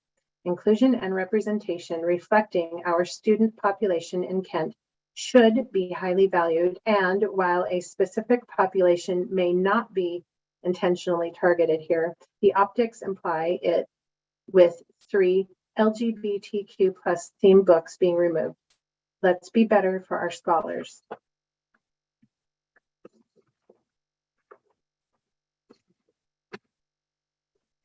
The final comment for this evening was submitted by Jody Madden. President Hamada, Vice President Benno, and Directors Farah, Bettinger, and Clark, I am writing tonight with a deep concern for recent activity regarding book censorship happening at Cedar Heights Middle School. I am writing to make sure you are aware and to ask for your thoughtful and yet rapid response to this situation. This censorship is happening unilaterally without regard to any process. This type of oppressive behavior is dangerous and sets a precedent for future decision-making to be made with a narrow scope of focus, which, quite frankly, impacts some of our most marginalized scholars. I am requesting that the process for book review be used. I am requesting that we are cautious that one person's discomfort does not result in restricting access for all. When our librarians work to have all their students able to see themselves in the literature, who in the district is taking a stance to assure that these books remain available to them? Students deserve access to stories that they find relevant and compelling. We, as educators, and you, as our board, are charged with tackling tough conversations with courage, honesty, and collaboration. We can do our best work when we show up authentically with the lens including all of our students. Following an established process assures that our values show up in our decision-making. Pulling books off our shelves when done single-handedly without process is the most extreme approach. This narrow approach appears knee-jerk and does not begin to address our values, the student needs, and the multitude of other less extreme options that are available. It is important to note that the books within our libraries are not required reading, but are options the students have, and they can choose not to read books that are not a fit for them. The content in these books may make us uncomfortable as adults and yet still be appropriate. Our discomfort should not be the deciding factor. Sometimes when we feel discomfort, it is a sign that there is an opportunity for growth. Thank you for considering this important issue. That concludes the comments for this evening. Thank you. Thank you very much, Ms. Zentella. We're now on to 3.0, the interim superintendent's report, and I'd like to call on Mr. Vella. Thank you, President Hamada. Tonight, I will again begin my report with updates on our continued response to the ongoing COVID-19 pandemic. First of all, I am pleased to share that after what has been by far the most challenging year we as educators have faced in our careers, the King County COVID-19 dashboard is showing a 43% decrease in daily average COVID cases in the last 7 days from the prior 7 days in our region of Auburn, Kent, and Federal Way.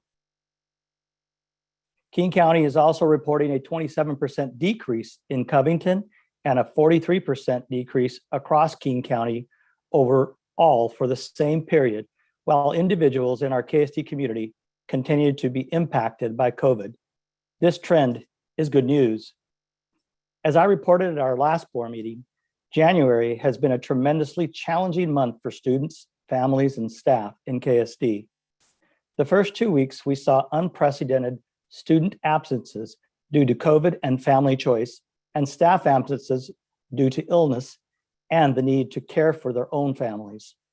Testing sites in and around our district and across our nation were overwhelmed.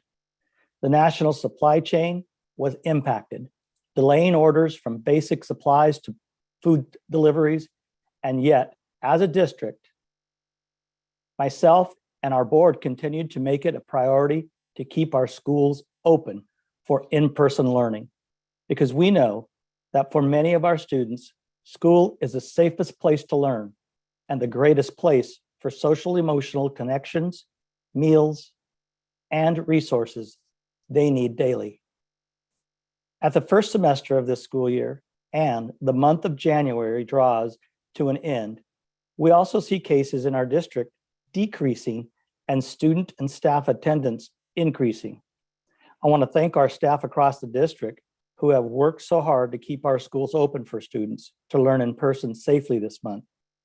In my weekly school visits, I saw teachers giving up planning periods and covering for colleagues, central office staff helping support schools and each other, paraeducators, office staff, bus drivers, nutrition services staff, custodians, and maintenance teams.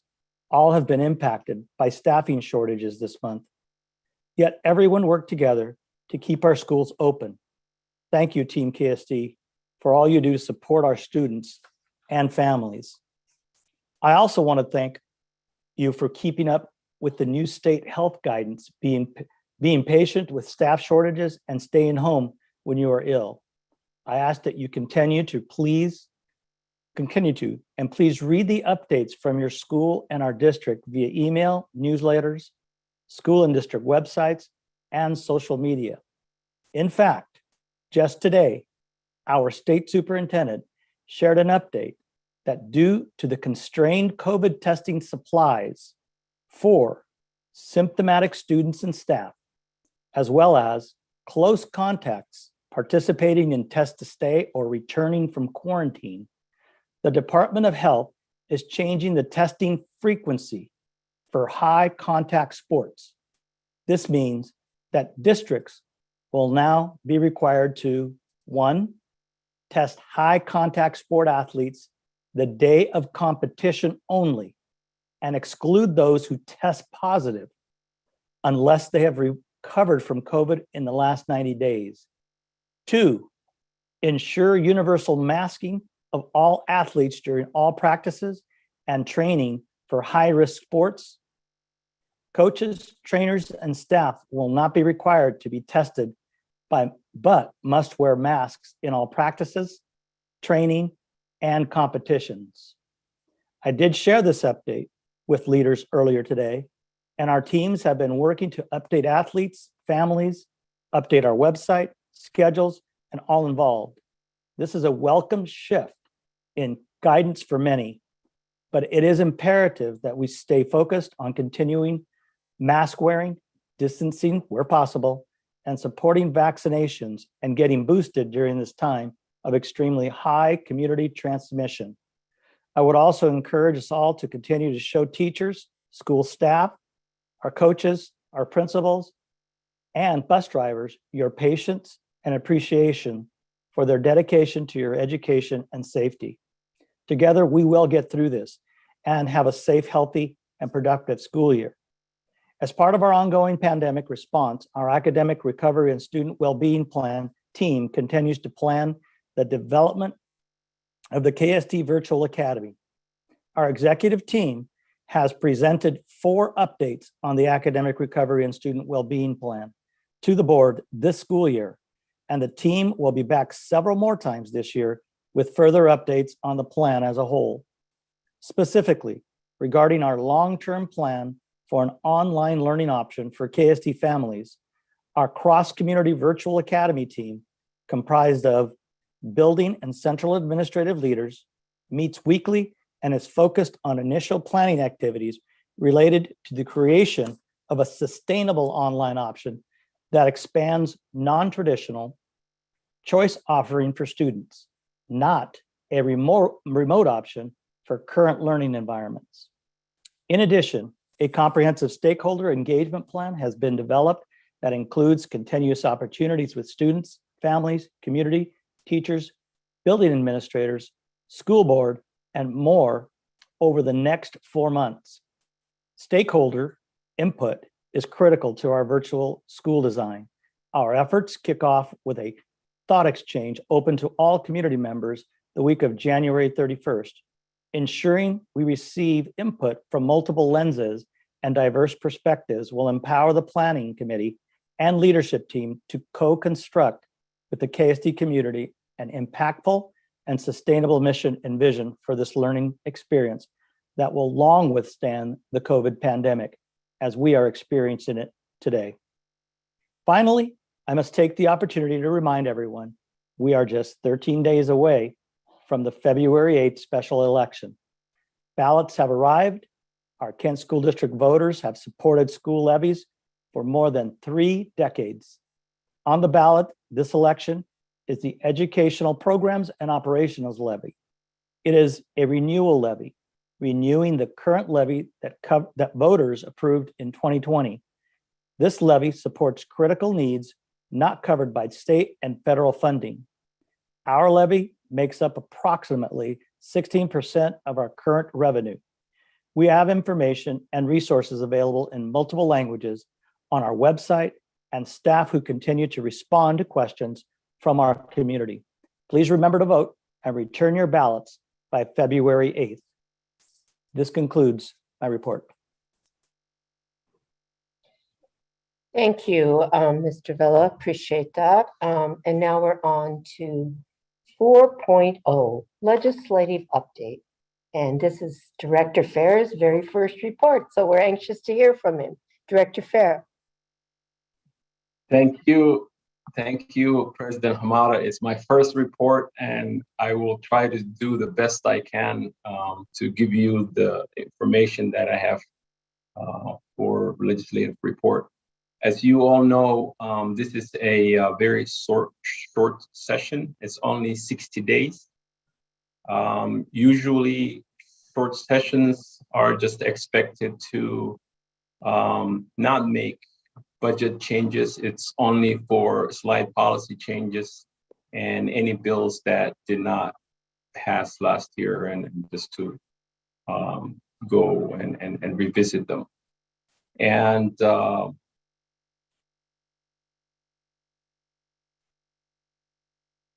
I was not able to meet with other legislative reps so that we can bounce off ideas. But there are 5 issues that are priority that were set the last General Assembly in last year for WASDA. And those 5 are improved health and safety for students and staff, support for special education programs, funding that results the current reality, equitable and ample resources to implement basic education, and enhanced infrastructure to bolster student learning. And there are bills that WASDA is prioritizing and making sure that there are 17 bills that they want to make sure that they are keeping eye on. There's about, I would say, about 50 bills that are on the education committee, in the House Education Committee, and which, the session started January 10th. And some of the bills that WASDA is looking closely is HB 1162 concerning high school graduation credit and pathway options. Also, Senate Bill 5693 making 21-23 fiscal biennial supplemental appropriation. HB 1723 closing the digital equity divide by increasing the accessibility and affordability of telecommunication service devices and training. This is really important because we've seen the pandemic has shown us that digital divide. HB 1816,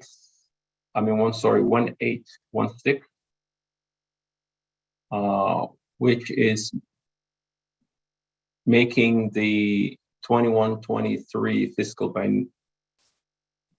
biennium, I'm sorry, I can't pronounce that, supplemental operations, and HB 1781 concerning the capital budget, Senate Bill SB 5563. I mean, they go on and on, but what I wanted to also share with you is the bills that WASDA is highlighting, which is HB 1226, which was heard by the House Education Committee last Tuesday, January 18th. This bill will authorize the school districts to issue general obligation bonds for capital purposes and levy taxes to make payments on those bonds and exceed the statutory debt limit with approval of a simple majority of the voters voting at the election, rather than approval of 60% of the voters voting, where the total number of voters is at least 40% of the total and at least preceding the general election. And that, that they wanted to highlight that I also was looking at HB 1803, which is updating the district director compensation through the revision of preservation of the uniform compensation structure and an examination of future needs. And that bill has gone to executive session, and written testimonies are available. And if you wish to do so, please let me know. I can share the link with you. And there's also what I call twin bill in the Senate, which is SB 5388, increasing compensation for directors and school board districts. That is all I have for reports this session, and I will share with you more on the bills and how they proceed. Most of the bills are still in committee, and they haven't made out of committee except the one I just mentioned.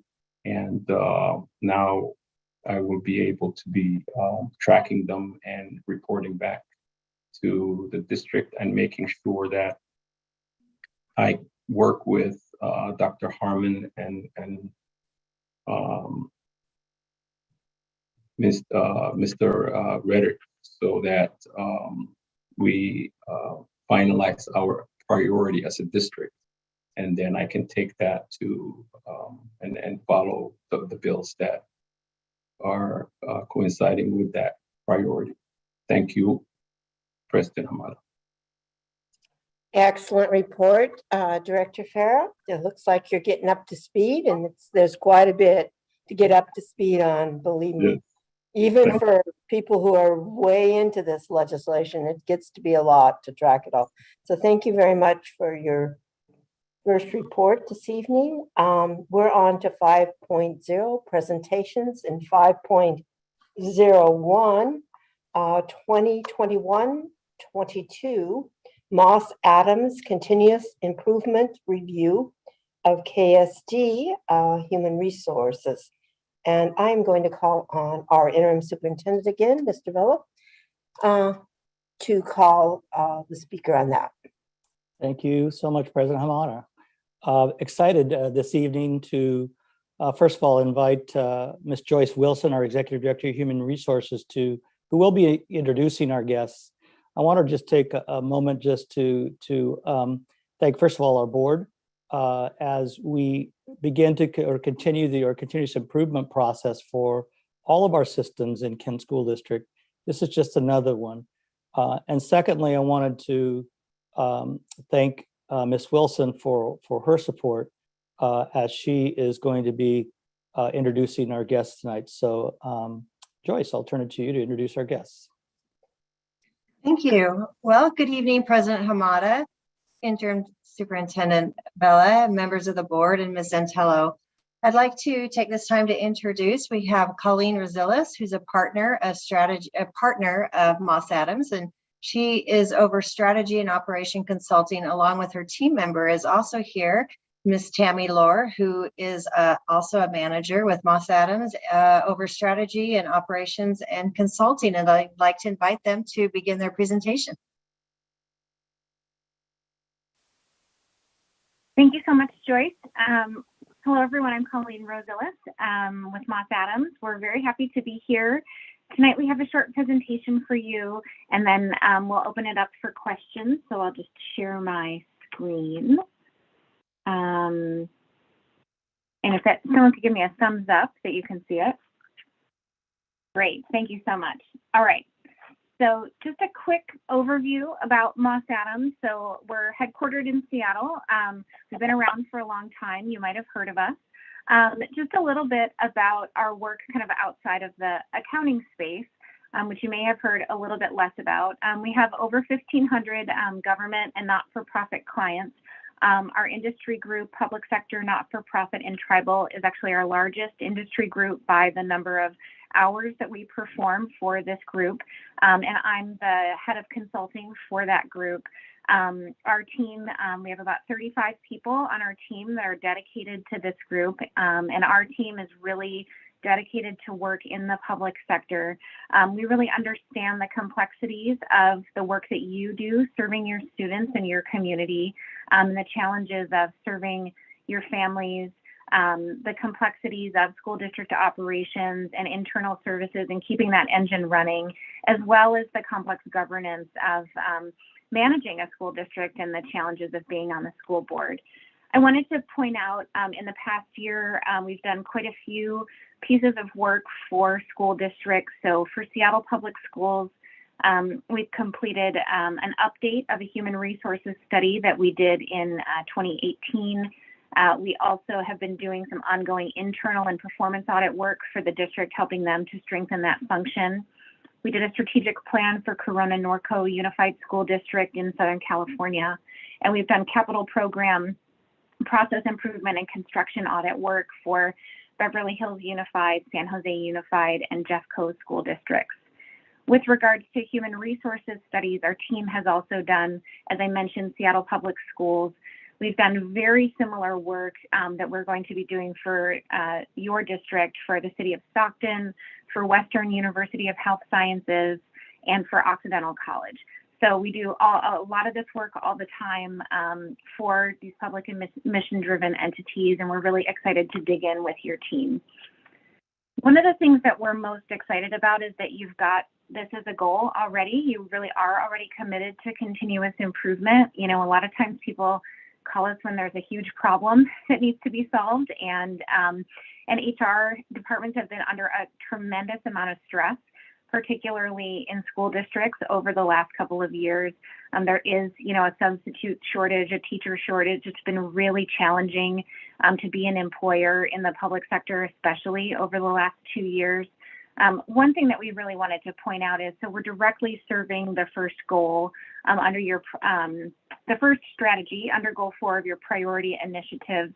Completing this work is going to support all of the other strategies here. So when you have a high-performing, well-functioning HR team, you're going to be able to support competitive salaries for staff. They will be better equipped to be able to provide the support to support these other strategies, right? To be able to grow those leaders internally, to provide professional development opportunities, to support better retention across the board, to support advancement. And that's really what we want.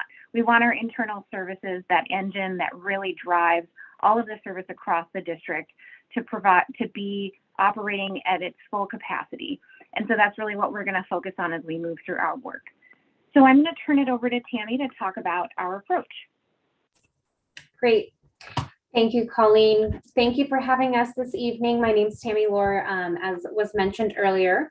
And so within our HR organizational assessment, we will focus on a variety of different areas, but really focus in on these 4 large groups of topics that are people, processes, systems, and culture. So before we go to the next slide that sort of has that in great detail, which I know is also agendized, I just want to give you an overview of sort of how we typically approach that work in our public sector organizations, in particular with school districts. So when it comes to people, we'll look at the function and structure of your HR department, look at staffing levels and staffing roles and responsibilities. Do we have the right types of roles to be able to support the work that the district needs to accomplish? When it comes to processes, we'll look at streamlining processes, identifying barriers to your processes, and trying to figure out how can we eliminate those barriers so that we're able to better utilize the resources that we have available to us.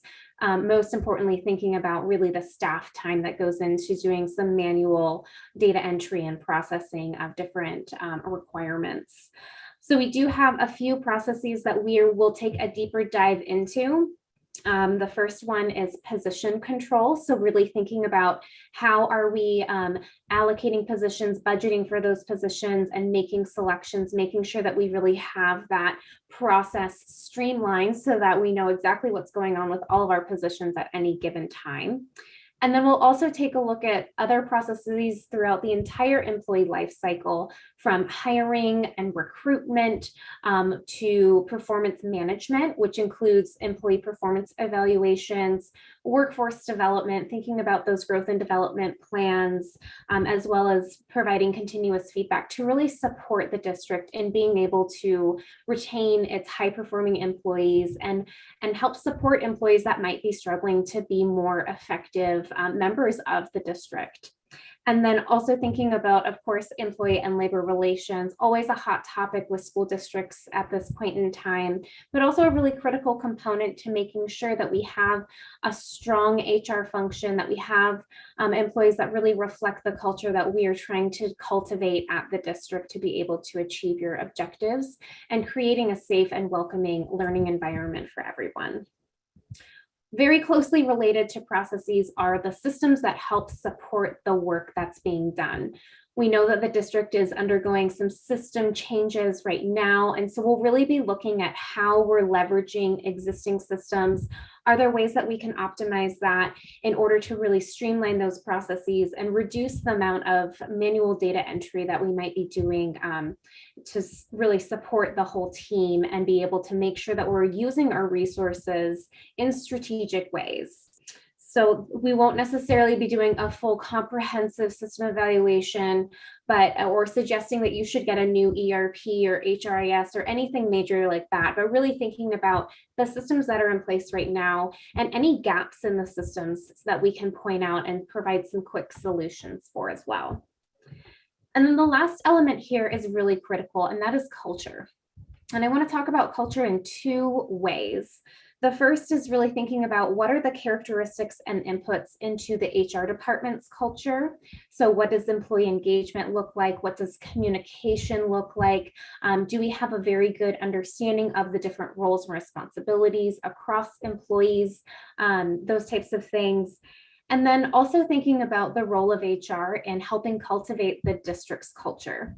We often see that HR departments can be a hub to really support things like employee wellness, the sense of inclusion across the district, workforce development, employee engagement, those types of things. And that's absolutely critical for you as a district to be able to maintain your workforce, especially during this very difficult 2 years that we've all experienced.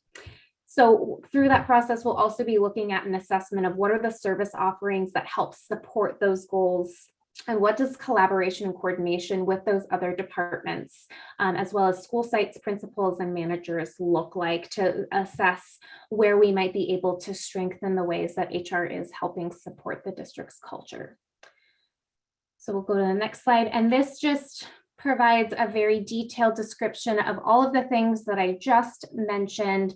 I want to just draw our attention to numbers 6 and 7 at the bottom of the slide, and just keep in mind that we'll be doing all of this work to really support the district's strategic goals and plans and in alignment with the district's vision. So we'll be using that as really a guidepost as we're thinking through the different opportunities for improvement that we identify, and providing recommendations that are actionable, that make sense within your culture to be able to achieve the goals that you've already set forth. So let's talk a little bit about our process. So within our process, we have 4 key phases. Startup and management will proceed throughout the entire engagement. That will be project management, having good check-ins, communication with the district on progress, on things that we're finding, making sure that we have those check-in points. We have very robust fact-finding processes. So within that, we'll look at a number of different documents that include policies and procedures, org charts, sample performance evaluations, any growth and development plans, any succession plans that you might have. Really anything that would help inform this assessment will be provided to us, and we'll be taking a look at that. We'll also be conducting a series of interviews and focus groups with key HR staff and stakeholders. So that will include the HR team, district leadership, board members. So some of you we hope to meet with individually as well to get your perspective, as well as thinking about the key customers of HR. So that will include, again, other managers from across the district and principals and school site administrators to understand how HR is helping support them in the work that they need to do, and what are the opportunities to potentially provide new or different types of service offerings that might be necessary for them. Because we don't have the opportunity to meet with absolutely everyone that would like to provide input into the process, we'll also be conducting a survey of HR customers. Typically that's at the manager level and above, to understand their inputs to the process, any feedback that they might have on HR. We want to understand what's working well so that we can make sure we're honoring those things that are in fact working very well at the district, and then also thinking through those opportunities for improvement. So we try to provide a very balanced approach to that fact finding. So after we have all of those inputs, we will prepare some preliminary findings. We'll review that with district management and then move forward into our analysis phase. And at that point, we'll also be conducting some peer benchmarking to understand best practices for some of the pinch points that we identify throughout our assessment. And we'll be digging into a couple of those processes based on what we find as real pain points, in particular related to the items that I had mentioned earlier. So position control, I know, is a significant concern for the district. And so we'll be really diving into that and providing some process recommendations. So then at the very end of the process, we'll present a draft report, review that with management, make sure that the recommendations that we're providing make sense within the context of your organization and the resources that you have to be able to implement them. And then after all of that is complete, we'll prepare a final report and probably do a presentation back to the board as well. All right, thanks, Tammy. So we're right at the beginning of our assessment. So next steps, we'll be conducting interviews. So you'll all hear from us. We'll be doing one-on-one interviews with the board. The purpose of those interviews is to hear from you about what your priorities, what your vision is for human resources at the district, and also to hear what floats up to your level, because often the phone calls and emails that you get are different from what staff hears. And so we want to hear that and make sure that we're honoring what you hear and making sure those things are matched up. We'll be conducting those staff focus groups and surveys, interviewing HR staff, doing peer benchmarking, as Tammy mentioned, and we will be doing ongoing progress reporting to district leadership, and the district can provide ongoing progress reporting to you on the status of our engagement as well. So with that, I'm going to stop sharing my screen and open it up for questions, and hopefully we'll be able to answer that. And this is in your packet. Our contact information is in the presentation as well if you'd like to reach out with additional questions.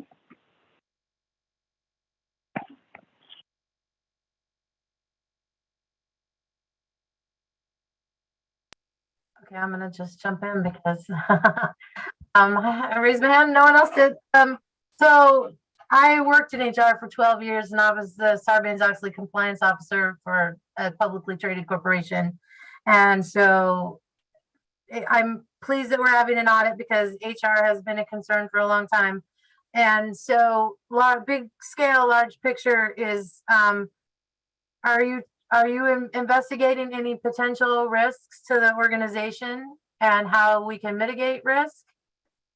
As far, so like, for example, I have had concerns in the past about position changes, like going from a manager to a director and things like that, and making sure we're following all applicable HR laws regarding, you know, when you give someone a title change that comes with a pay increase, and making sure that the job is significantly changing to warrant that increase. So that would just be one example of risk. And also I just want to make sure we're, you know, in leaves of absence and things like that, where there's big opportunities for risk areas and, you know, that could open up the district for litigation.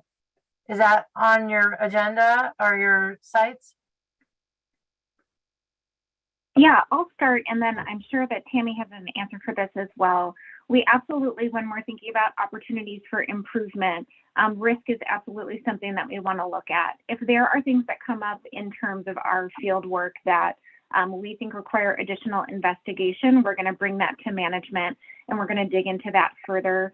When that occurs, we may want to enter into a separate engagement under attorney-client privilege, or turn that over for an investigation, turn that over to the district's attorney for something else if it does rise to that level. But certainly identifying weaknesses or gaps in processes that expose the district to risk are absolutely within the scope of this work, and certainly something that we want to address. Tammy, is there anything else you want to say there? No, I think you covered it pretty well, actually. Okay. And you're going to interview all the board directors if they're interested? Yes? Yeah, absolutely. Okay. And yeah, because it's been an ongoing concern. So I am excited that this is going to progress. And I read your, I think it was probably the 2018 recommendation you gave the Seattle School District. And their whistleblower hotline and things like that, because that's also been a concern that, that might be something we need. I know Auburn just implemented that too. So when we're looking at processes, so I look forward to sitting down with you one-on-one.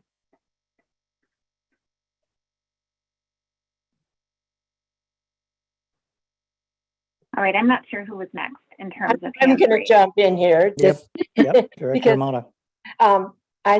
I'm just curious about, I didn't hear you mention something that's kind of what I've seen in the last couple of years is, and maybe this is beyond the scope of what you're doing, but it looks like we've had individuals who have cases that have drug on so long with human relations or on different issues.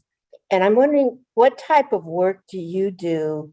I heard you say about, principals, staff and all that, but how do we get to our customers, which are our community or parents or whatever, or students, and see how they're seeing how we're doing with all this? Is that part of your scope at all? So we usually don't, with an internal service study, do a component of asking families or students what they think of how we're doing. We certainly could. It's a very low cost to do a parent survey. I will caution that, as a parent with kids in public school, we're surveyed out.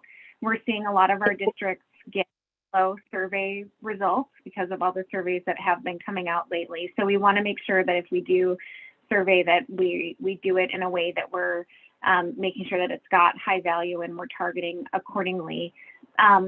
With respect to investigations and employee relations matters taking a long time, that absolutely is within the scope of our study, and we will look at, sort of average case length, how cases are handled and things like that, because that is absolutely something that districts struggle with. All public entities struggle with it, but it absolutely is something in particular that districts can have challenges with, and there are opportunities for improvement there. Yeah, and I suspect this is probably across the board, but it seems to come to play into special ed issues a lot with inclusive education and all that. So do I hear you saying that going into that, there's going to be a little bit of training or going over it with our staff to see if we're doing that the best we can? Tammy, do you want to talk a little bit about that? I just finished a piece of work related to that. Yeah, so when we're thinking about employee investigations, especially within the context of this scope, we won't be doing a deep dive into that level. However, we will be looking at the function itself, understanding so when it comes to employee relations, there's sort of two elements there. There's the proactive element of how do we try to prevent these issues from coming up? Do we have good policies and procedures, and also the delegation of authority to make sure that those matters are managed at the appropriate level? So that's one component of it. And then of course there's always going to be a reactive component to employee relations where we're conducting investigations, and those can drag on. We did that study for Seattle Public Schools. And so when we're thinking about that, we do meet with principals and administrators to understand, why are these issues cropping up? Maybe it's something that goes back to the hiring process. Maybe there's a box that we're not checking at that initial phase to really identify what are the people who may not be the best fit for our district and what we are trying to achieve. And maybe there's other elements throughout the process of management and oversight of that employee that could be strengthened. And then maybe that we just have a bad actor and we need to be able to manage that employee appropriately to protect our students and families. So it really depends. We won't be looking at specific cases, but we'll look at employee relations as a function and really look at those trends to try to understand what are the root causes and what are the ways that we as a district could try to prevent those issues from occurring in the first place, which is absolutely critical. But then when they do escalate to a certain point, how do we really expedite and think about triaging those different concerns? And if we have a hotspot area, then we need to provide training. We need to make sure that we have improved oversight over that function until it's in a better place. No, that's exactly what I was, maybe I didn't word the question exactly right, but that's all great. I have one last question, and I'm just kind of curious out of this. When you say culture, how do you guys get into culture? I mean, that's probably a long scenario, but I'm just curious, do you provide a culture that you're recommending, or are you looking for a culture that works with best practices? Just if you could just give me a quick overview of how you come to that, I'd appreciate it. Thank you very much. So our first step is that we want to understand what the current culture is, both of the team of HR, of the kind of the divisions within HR, the sub-teams, really understand how folks work together, how do we treat each other, how do we make decisions, things like that. And then further out within the district, how do we work with other departments? HR is a key service provider across the district. We work together with lots of other departments, as well as we serve principals and building leaders, and that's a really important role. And so there are a lot of different intersections of culture there. So the first is really understanding the culture. And then the second for us is understanding and working with people to just talk about where are opportunities potentially for improvement, right? So, you know, one of the things that we've been noticing, and I think we probably have all been noticing this in our own day-to-day lives, is that we're all kind of working with 150% work and about 75% of the people right now. And that can cause us to maybe be a little bit more stressed out and maybe less appreciative of kind of the day-to-day as that we might wish, right? And that can have a real impact also on our culture as a team. It can just be a grind. Just working from home can also be a real impact, right? Pointing out opportunities to build up team engagement, to build up morale, things like that.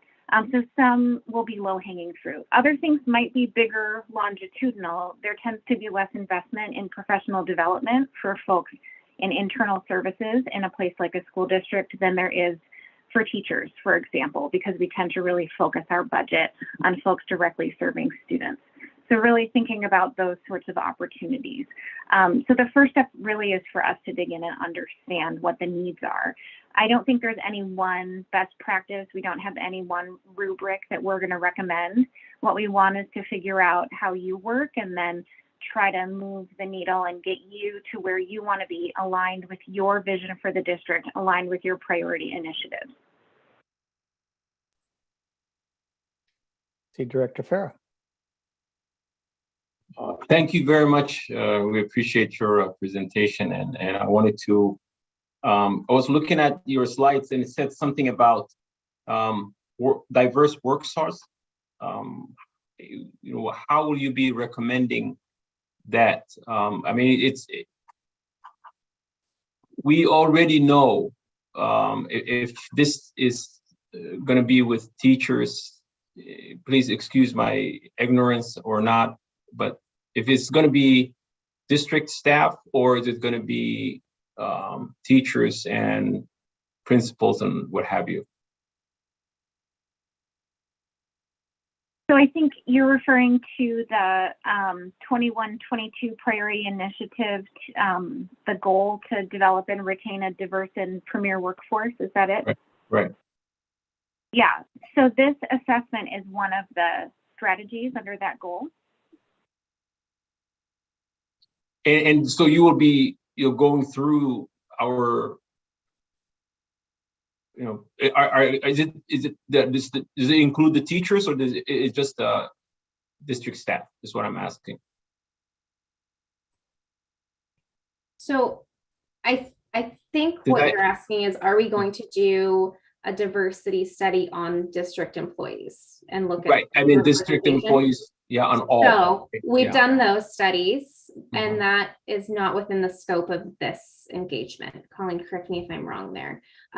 So what we'll be looking at is instead, what are the inputs to be able to cultivate that diverse workforce? So there are strategies that we have seen work in other organizations to think about how are we hiring, how are we recruiting for a diverse workforce, how are we treating employees, engaging employees, supporting employees that already exist to be able to make sure that we're providing an equitable access to promotional opportunities, compensation increases, those types of things.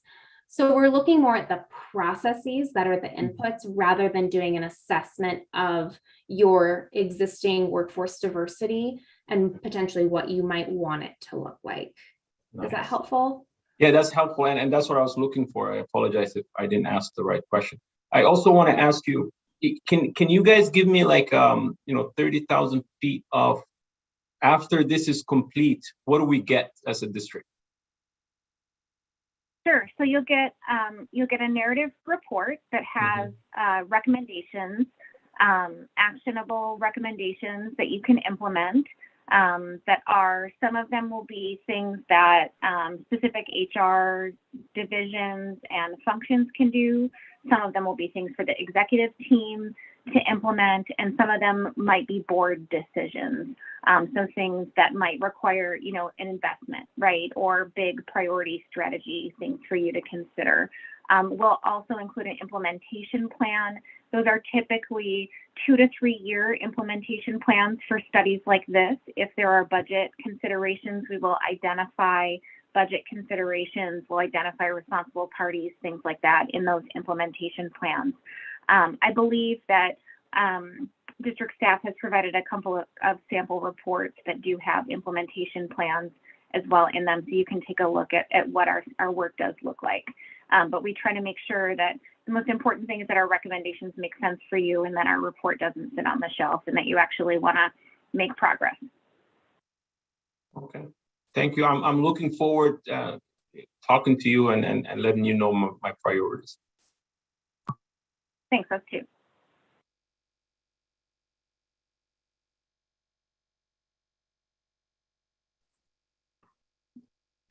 Is there any further questions? Anybody else have any further questions for this presentation? All right, looks like we don't have any further questions, and I want to thank both of you for coming and sharing with us. Very educational, and we're looking forward to working with you. So thanks again for a great presentation tonight. Thank you. And we're now on to 6.0, Board of Directors discussion, and 6.01, and it's a first reading of the new policy 6950, construction contracts and change orders. And it looks like I'm going to be calling on interim superintendent again.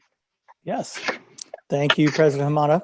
I'd like to call up Mr. Paul Brockvogel, who will be sharing this first reading of this policy. Mr. Brockvogel. Thank you, Mr. Vellet. Board members and Madam Clerk, before you tonight for your consideration on first reading is a policy. It's an original policy. We had not had a policy addressing change orders, and the genesis of this is out of last year's financial audit. It was a recommendation by the state auditor that the board implement a policy authorizing change orders. It was not a finding or anything terribly sensitive like that, but they suggested it. We looked into it, and this is the WSDA policy. It is a practice that we have been following for quite some time. It's just never set forth in a policy. So all of that combined results in this policy being before you tonight. There's a couple of just key components. Generally, it requires there to be general conditions, and there's a preference for AIA contracts expressed in there, though not entirely required. There's a policy statement on ADA and the superintendent's involvement, sort of a guidance concerning construction projects. And then there's a preference also for the change order process. It can be done in the field, but there's a preference that it come before the board when practicable. I don't think that you'll see any material changes in how we do things, but this was really just some house cleaning measures as suggested by the auditor. So would any district practices change upon implementation of this policy? So would the one thing that concerns me is that it looks like the one significant change is that a change order could be implemented before the board has the chance to approve it. Yeah, in those instances where the contractor needs to know, or their subs need to know, or there's supplies that need to be ordered, any number of variables that interrupt the critical path, the superintendent will have the authority under this policy to execute a change order and then get ratification by the board. The preference, however, is to come in advance to the board for authorization. But these change orders, they happen really fast, and by definition, they're, you've got a lot of experience seeing these things. They're unpredictable, and so there is the policy does afford some latitude for the superintendent to or his designated to handle those expediently. So it's a new latitude that hasn't been existed in the past. Well, no, you have. I think that the auditor took the position that there was discretion by virtue of the superintendent's, inherent powers. Also, the contract that you bless itself authorized this kinds of change orders. But this again is really just a house cleaning measure. Our practices were not the subject of any cynicism or skepticism by the state auditor. It was just a lack of a policy that I think that they're used to seeing. And so we did a little survey. Most of the board, or most of the school districts have this particular policy. And we sort of wrestled with this behind the scenes, and we went from more restrictive to more practical, and this is where we landed. It's the generally accepted policy. I see Vice President Beno's hand up. Thank you. Yeah, I just have a question. I feel like this policy has a lot of things in it. It feels like very kitchen sink. It feels like there's a lot of things in it. Yeah. Is that purposeful? Because there's ADA, there's IAA, there's change orders, there's superintendent is a designated. It feels like there's a lot. Would this be better served in having one specifically on change orders, one specifically on construction contracts? Because this feels weird to me, because it just feels like there's too many things or a lot of things. Or is this normal? Certainly, Director Beno, this is in the board's purview to break these apart if you'd like. I understand what you're saying. The way I read this, for what it's worth, is this is guidance. This isn't a real constrictive type of policy. It's one that offers guidance. And really what some of the more required provisions would be in the contract itself, to see like an umbrella of how we manage our contracts. And I would call them policy preferences, that you're mentioning the ADA, that the superintendent be involved, that we be mindful of these things, which you would be in the contract approval itself. So, yeah, because there's other things with construction projects I would like to see, like every school remodel or new build has a gender neutral restroom. Like there's just other contractual thing or construction things I'd like to see in it. But I feel like that's very specific, but not necessarily what this is. But it feels like this includes some of that. So just to me, like I get it, I understand that's what's required, but I just feel like it's a lot of different things. Yeah, there's quite a bit of deference built into the architect in this, and that sort of planning between staff and the architect. But at the point where you approve these construction contracts, there's an opportunity for the board to weigh in.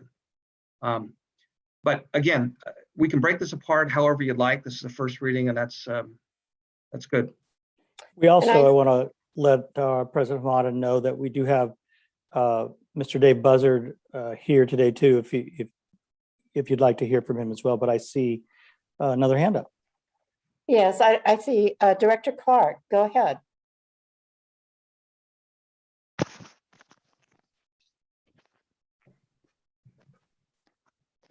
Forgive me, I'm having trouble with my headphones. If I can just speak to what happened to us at City Hall once upon a time. When you're handling big projects, you've already got the contract. You already have basically stipulated what you want done. Unfortunately, the contracts don't get implemented instantly. They obviously get carried out. And one of the biggest things is, of course, the materials that have to be acquired. So if you're building a school and it's about steel pipe, for argument's sake, if you signed the contract in August, but the digging took place in September and you haven't really started the framing until November, and in that time period, the price of steel piping has suddenly shot up because of a national need due to a climate change major event that required emergency supplies. It's an automatic that in fact you want to empower the superintendent, who is well aware of the fact you want this project open and on time because of the impact of what that'll do to staff and students. And so you have to bring it back before the board, but you want to empower them to go forward immediately based on special circumstances. And so, yeah, there is a lot of kitchen sink stuff that's thrown in here for consideration before you even get to that point. But that's just a basic statement of philosophy. And I would recommend you keep it all together. Yeah, I think the AIA focuses its change order definition on change of scope, time of the contract completion, contract price, those kinds of things. And the art in managing these, and Dave can comment on this, but my experience, the art of managing these change orders is really to hold the contractor to the bid as much as it can in the face of fluctuating or rising prices. So that may be one moment where the board would want to weigh in, and one moment where Dave would want to bring this back to the board in particular to get some direction. Yeah, I would like to have Mr. Buzzard just kind of share a little bit on this policy and kind of what are the things we already do. But Mr. Buzzard, if you'd like to just comment.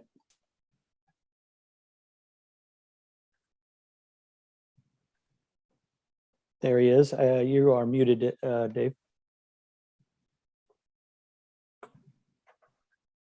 Sorry, I am on my phone. I'm having technical difficulties like many other people. So President Hamada, members of the board,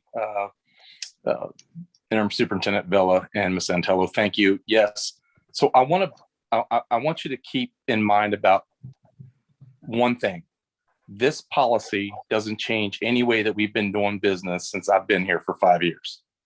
So it is the same exact way of life that you have been brought into our world of construction.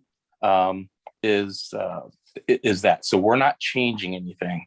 There may be some verbiage in here that may be different than what you're used to, but we have been doing it this way for quite some time, for my tenure at least.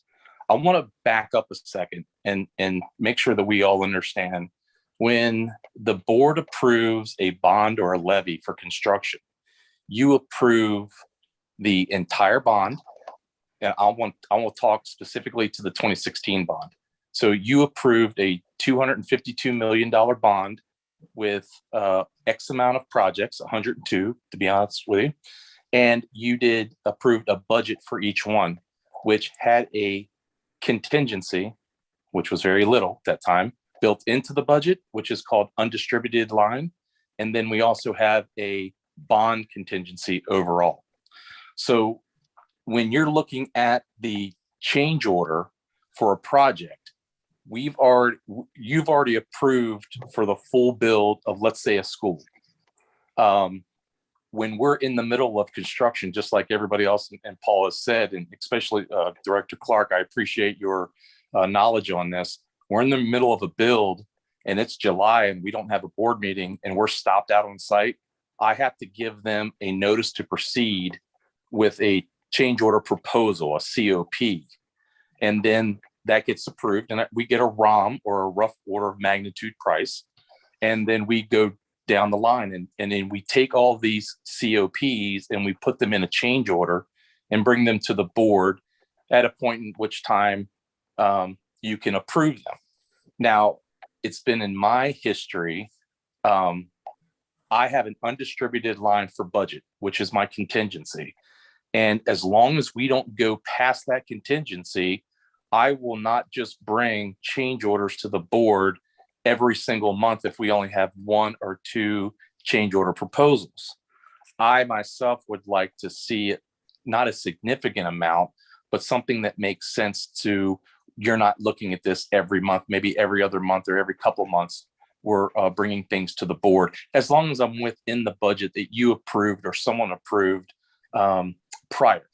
So other than that, unless we have to ask or add budget to the project itself, then, and at that point only, I would definitely come to the board and say, we're going to be over budget.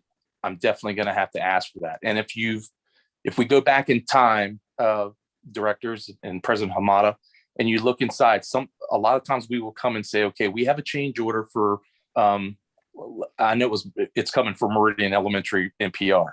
We're going to need additional funding, not only to take care of the change orders that we had to date, but we're foreseeing another $2,000 in change orders. We'll add that in front just to make sure we're not coming back to you to ask for that budget. So to be perfectly clear, and if I'm recalling change orders correctly, you always are pretty clear if it falls still within the contingency for the project. Absolutely, Director Behringer, you are absolutely right about that. The one thing that we want to make sure that we do, and I will always do, is that I'm not spending dollars undistributedly that the board has not approved. We cannot do that. And that's what this policy says. If you look at the policy, which it says that, the superintendent or designee can only spend up to the contingency amount within the project. And with that being said, that budget was already set when the board and unfortunately, nobody on the board today approved the 2016 bond. But we can give you all those budgets if you'd like to see it. We do it every time when we come into finishing a job or starting a job with the board. Make sense?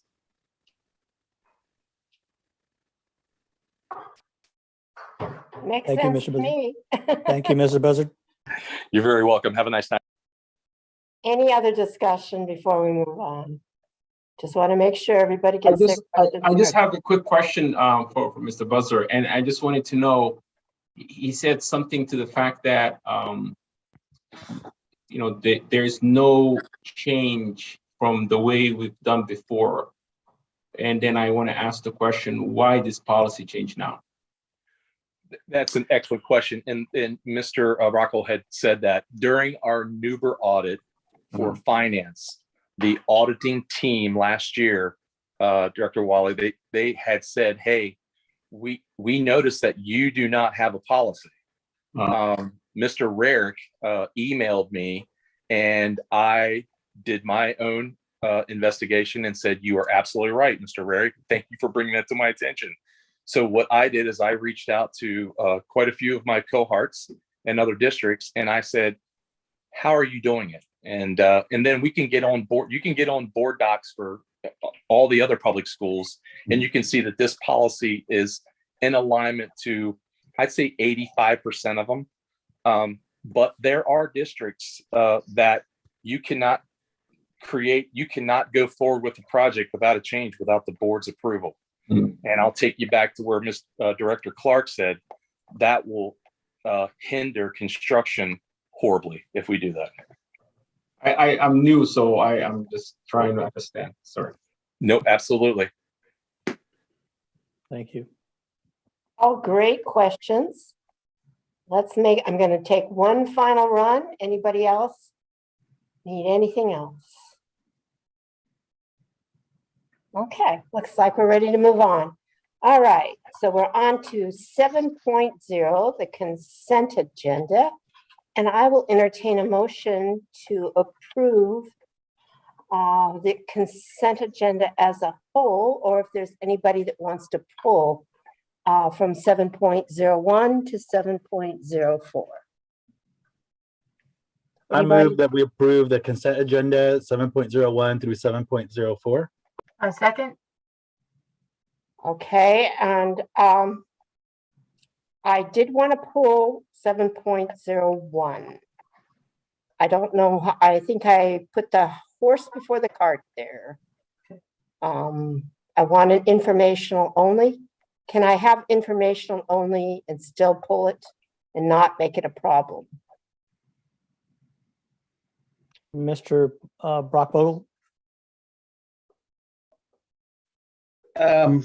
Yes, you can, because if the motion is to approve the consent agenda, then you want it pulled, you can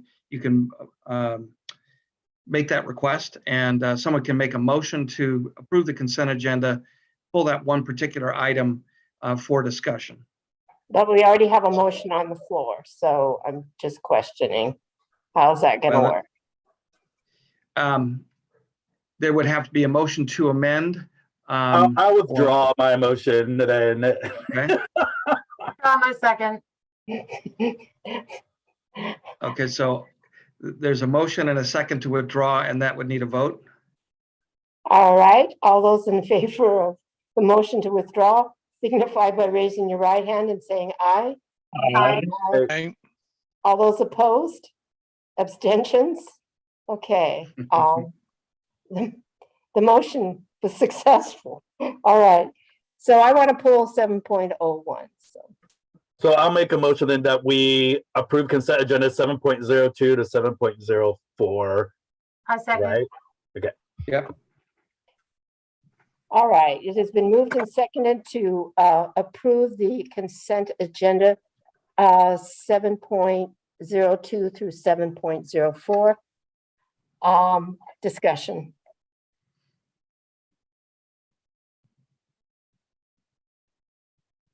Okay. I'll call for a vote. All those in favor of approving our consent agenda 7.02 to 7.04 signify by raising your right hand and saying aye. Aye.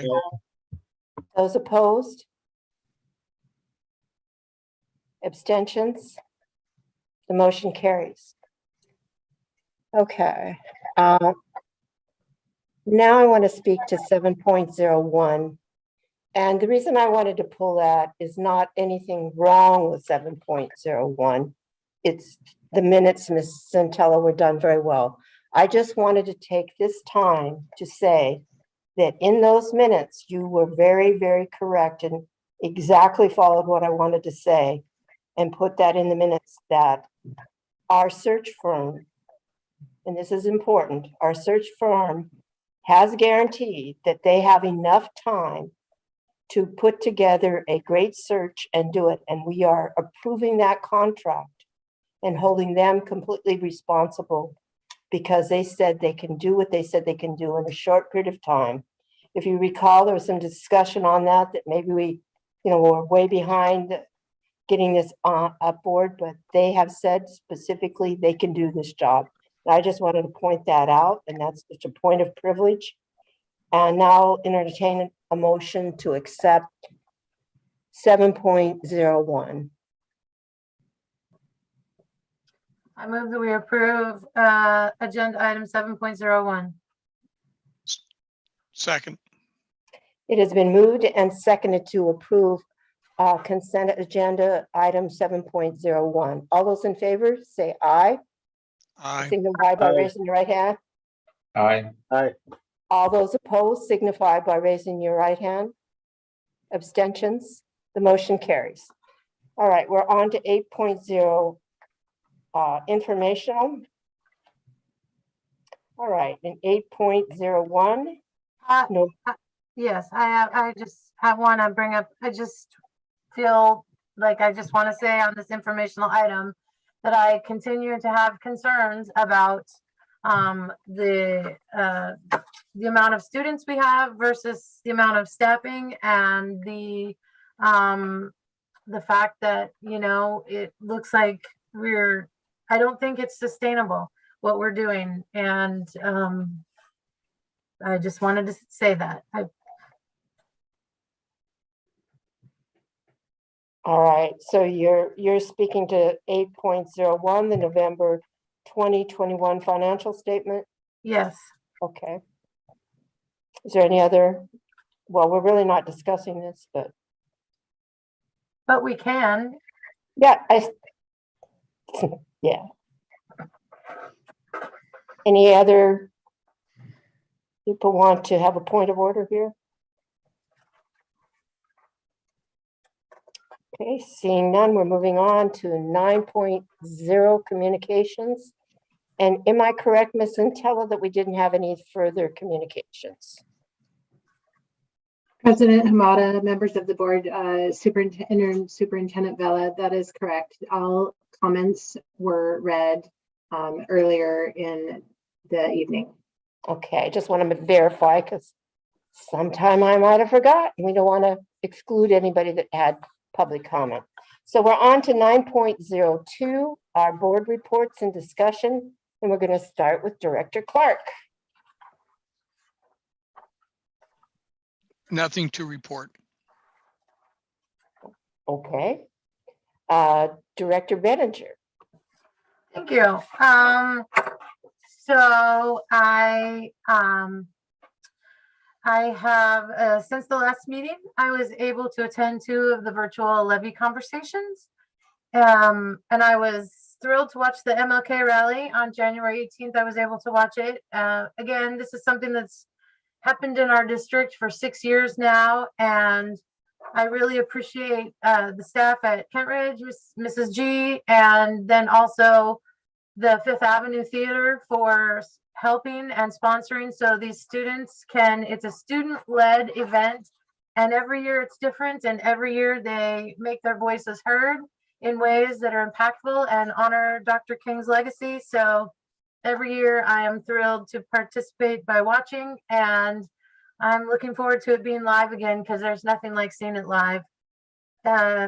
Participated in an agenda meeting on January 18th with Director Clark for this agenda, and the board training session on government, OPMA, and public records and other responsibilities, conflicts of interest, etc.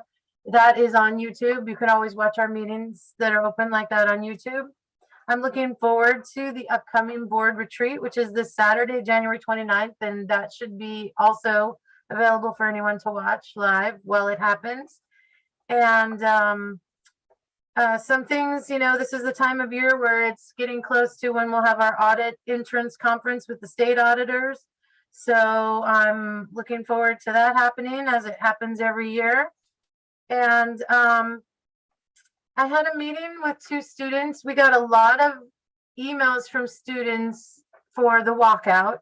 And I think it's very important to listen to students. And so everybody who wrote to us, I reached out and offered to meet with them if they wanted to meet. And 2 students from Kentridge did want to meet. And so we met virtually. So Danny and Robinson, I really appreciate meeting with you. They're sophomores at Kentridge. And they reached out because they saw what was concerning the Kent Meridian students and, you know, in their COVID concerns. And they had similar concerns, and they shared their own stories with me about their lives in school. And they really wanted to reiterate that they are asking for the same things that the students that, you know, did stage the walkout at Kent Meridian, the Civil Rights Club at Kent Meridian asked for, which is providing masks. And this is all on Instagram, so you can go look and see what they want. And they want to temporarily go remote. They don't feel safe. Transparency around COVID cases within the schools. They said they watch the dashboard every day and it concerns them. They would like teachers to post daily lessons and classwork for students who are quarantined. I know from experience, because my son was quarantined, that some teachers do post on Canvas and some don't. And that's probably part of the MOU. So that is something that's probably would have to be worked out with the KEA. And testing available before and after school, and proper nursing staff in schools they were concerned about. But really where it all fell down to, and that's why I wanted to talk about this with all my colleagues, is they mostly were concerned with contact tracing and the ability to get timely test results. And, you know, I'm going to be quite honest. I guess I have a different view than everybody else, because I look at the RCW and I see that we're here to represent our constituents. And we got the weekly update from the superintendent, and there was a mention of the walkout by the KM students. And it was all about the fact that not very many walked out. And a teacher did an ad hoc survey, and it didn't look like many students were concerned. And that's just the antithesis of, I guess, how I look at things, and I always have in life. You know, I worked at, like I said, today, I worked in HR for years and years. And I always thought if more than one person had a concern, it was worthy of really taking into account, looking and seeing if there's opportunities to change and grow. And it just really felt like it was dismissing it to, oh, it wasn't many kids. And to me, that just diminishes any concerns that our students have. And it's similar concerns that I've heard teachers have and school staff. So I'm just being honest, that bothered me. And it leaves me wondering, you know, one of our goals is effective two-way communication. And it just feels like the whole point of what the students were trying to do was, you know, get people to pay attention to their concerns and how it is for them. I haven't been in high school for years and years, and I can't even imagine what it's like right now for our students and our teachers. And if they took the time to stand up for what they want, I think we should see if there's any opportunity to improve. And so that's a concern. And I just, you know, we're going to be having our retreat on Saturday and talking about policy work. And I heard a lot of comments tonight about books and libraries. I'm a great believer in books and libraries and having access to that. And I know as a young student myself, having access to books that helped me understand my own life, and some books that are a lot of them on the banned books list over the years that I read in, you know, 4th, 5th, 6th grade. So I just want to make sure in this matter that we are absolutely following our policies that apply 2020, 2020P, 2021, and 2021P. There is a policy, there is a procedure regarding any book and any complaint. Any person that has a complaint about a book, there's a policy and a procedure that the steps that have to go through. Anyone that has a complaint too, I will tell you, about a book being pulled can follow that same exact procedure to raise a concern that a book was pulled. And again, it's policy. It goes back to policy and work like that. I continue to have questions like I brought up at our last meeting about the board's role fulfilling our duties to set the vision. And, you know, we get updates every week and things are on there and updated. So the Kent Virtual Academy, I understand that there's been a committee and things like that. I took the time to reach out to Interim Superintendent Vela because I honestly was concerned because it looks like they're hiring for that academy and the board hasn't even seen a plan or approved a plan. And so, you know, so just for the public, because some people have asked me about this too, the interim superintendent shared with me that as part of our academic recovery and student well-being for OSPE, we're charged with creating a sustainable online option for our students after the pandemic. So, Interim Superintendent Vela, I'm very thankful that you talked about this some in your report. To me, this is a major programmatic change. And I want to see, I will be a broken record. I want to see the cost benefit analysis. I'll be a broken record. You know, the board sets vision and I appreciate the work, but being updated with a work session or things like that, I don't want this to be a situation where there's a work session and then it's a vote that same meeting to approve a virtual academy. Further, I think that's all on that matter. And again, I look forward to working with my colleagues on our retreats. And I thank everyone for following us, watching our meetings, and I hope that our next meeting we will be in person, if at all possible. So thank you everyone for reaching out, and thank you everyone for answering my questions. Thank you everyone who's working in the schools and navigating, you know, another thing we saw in our weekly update was just how much work it has been for our principals and our teachers to fill in for absent colleagues. So I will continue to ask my questions and thank you for everything. That concludes my report. All right, we're on to Director Farah. Thank you, President Hamada.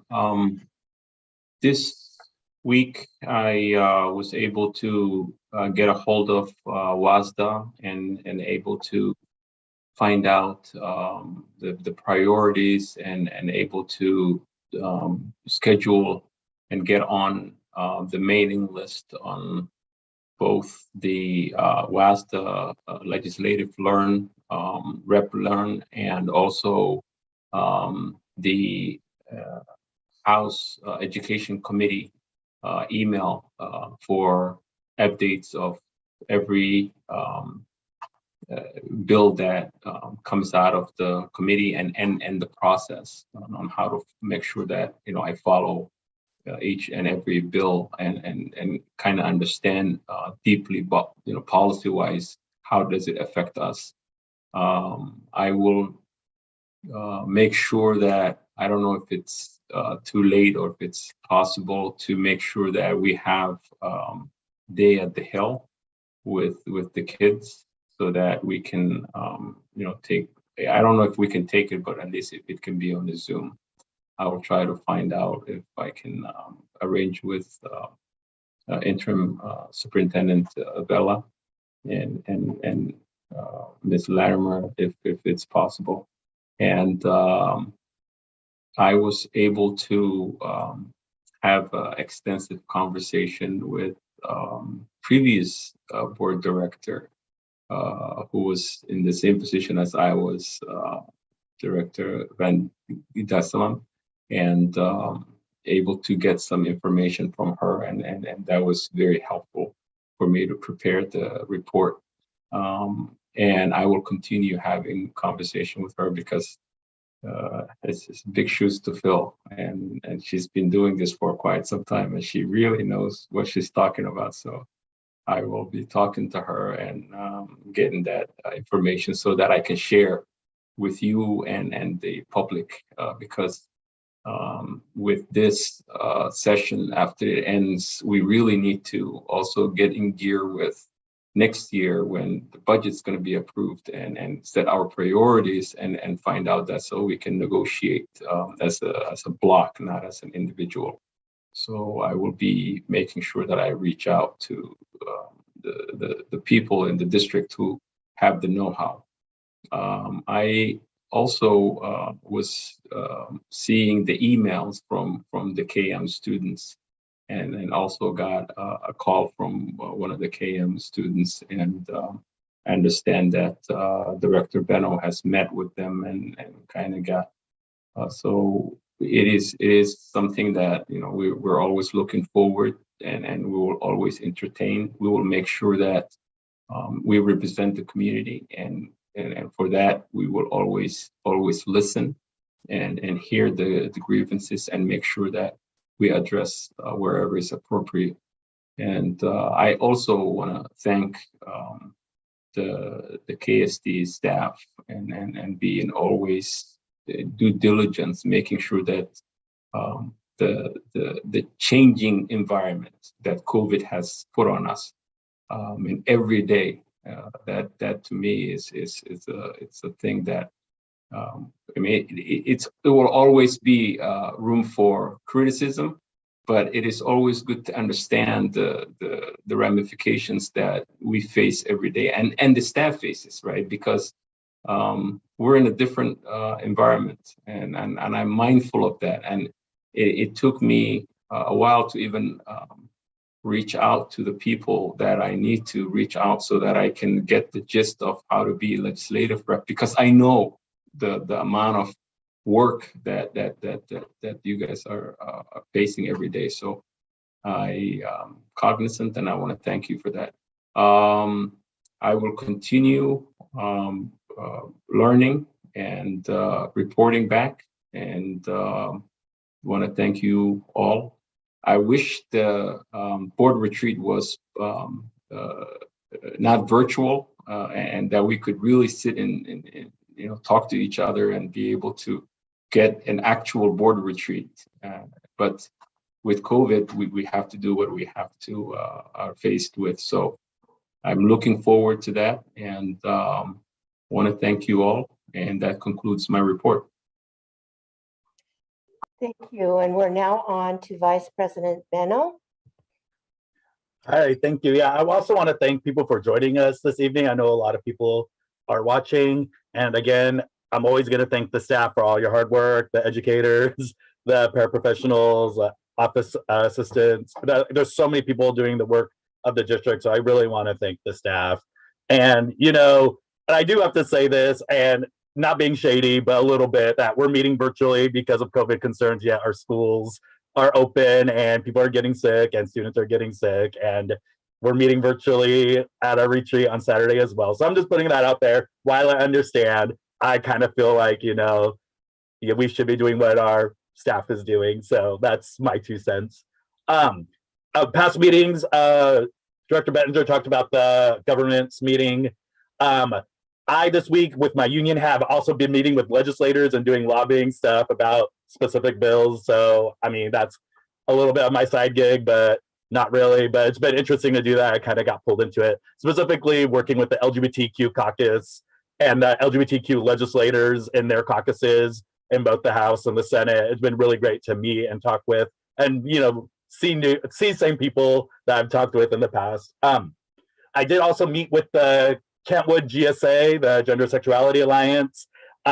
Follow up, they were really appreciative of the email that was sent out to all the GSA advisors about student rights. And that was based on a meeting I had with the Kentwood students and some of their concerns about their rights. And I would really appreciate Mr. Heath's email to all the advisors about student rights, and the students were very appreciative on that. And so it was great to just kind of chat with them about great stuff that was going on. And they had a lot of excitement around projects surrounding safer spaces and coming up with like spaces around schools that can be used as spaces that students can post things about what their rights are in all capacities. And I thought that was really cool. So it was great to meet with them. As Director Farah said, I did meet with the Civil Rights Club at Camp Meridian. I'm always an advocate of student advocacy, you know, walk out, you know, make your voices heard. I'm always an advocate for that. And just like being respectful and sending messages to the board about what their concerns are and just like listening. They had a lot of things. I talked to them, but we met over Zoom because I wasn't feeling well. And you know, just concerns like I think the things that we kind of need to look at and work with. And I know a lot of it has to do with bargaining and whatnot. As a teacher, I think about like a lot of my students have been out for COVID. I post everything online. Like whatever I do, I post online. But what I'm finding is like not all students have that access. And that's no disrespect to the staff because it's a lot of work to keep up with both. And so like that was one of their asks. We're out with COVID. We're out for 10 days at the time. Like finals are here. We can't do work. We can't make up stuff. And just thinking about like, how do we provide opportunities for students to be successful even when they're not there? And just thinking about how do we provide assessments? Specifically, if we're thinking about like, what is the purpose of assessing students? Is it to give a grade? Is it to assess their learning? Like, what are we doing? What can we do to show that students are learning, even if they're out sick? And like, that's just a challenge. And I agree with the students that stuff we need to look at how we can do that so we can support students. And also like, I asked like, what are your solutions? Like they told me a lot about their concerns and they understood how challenging being remote, being hybrid was, but they also understand the challenges of not being in school and being out because they were talking about students who didn't speak English, students who had disabilities, probably needed to be in person more. And it was very impressive how thoughtful they were thinking about students who had specific needs and the importance of their walkout and why they did it. And so, but ultimately, they're very concerned about the lack of K95 masks. They asked, like, those were promised, the schools were supposed to have them, and I didn't know how to answer them. So that might be something we want to check in. And also going back to like, they're talking about after breaks, like spring break, midwinter break, having a day or two for just testing or virtual to just calm down some of the COVID spread, which I thought was kind of cool, or even doing a hybrid type of model. They're very thoughtful. And that's what, as a teacher, as an advocate, I just love hearing students advocate for themselves and just speaking about what they need. And again, I say this a lot, I feel like we don't always listen to students, and I think we need to listen to students. We do have a work session coming up on Black Lives Matter proposal. I'm very excited about that. I'm on the Rainier Educators of Color equity team, and that conference is coming up next weekend. It's virtual. There's information out and about on social media, or you can email me to find out more about it. It's a great opportunity for education, for educators, all educators, paraprofessionals, students to come learn about social and racial justice in schools and education, which is great. And then we also have our board retreat, of course. And then the last thing I kind of want to talk about is growing up in rural Idaho, I didn't have access to information with people like me in it. I didn't have any access to books that had LGBTQ themes or anything. I felt like I didn't exist. I felt like I was erased. And hearing things like from people who work in our district calling LGBTQ books or certain LGBTQ books obscene, pornographic, inappropriate, really, really hurt my heart.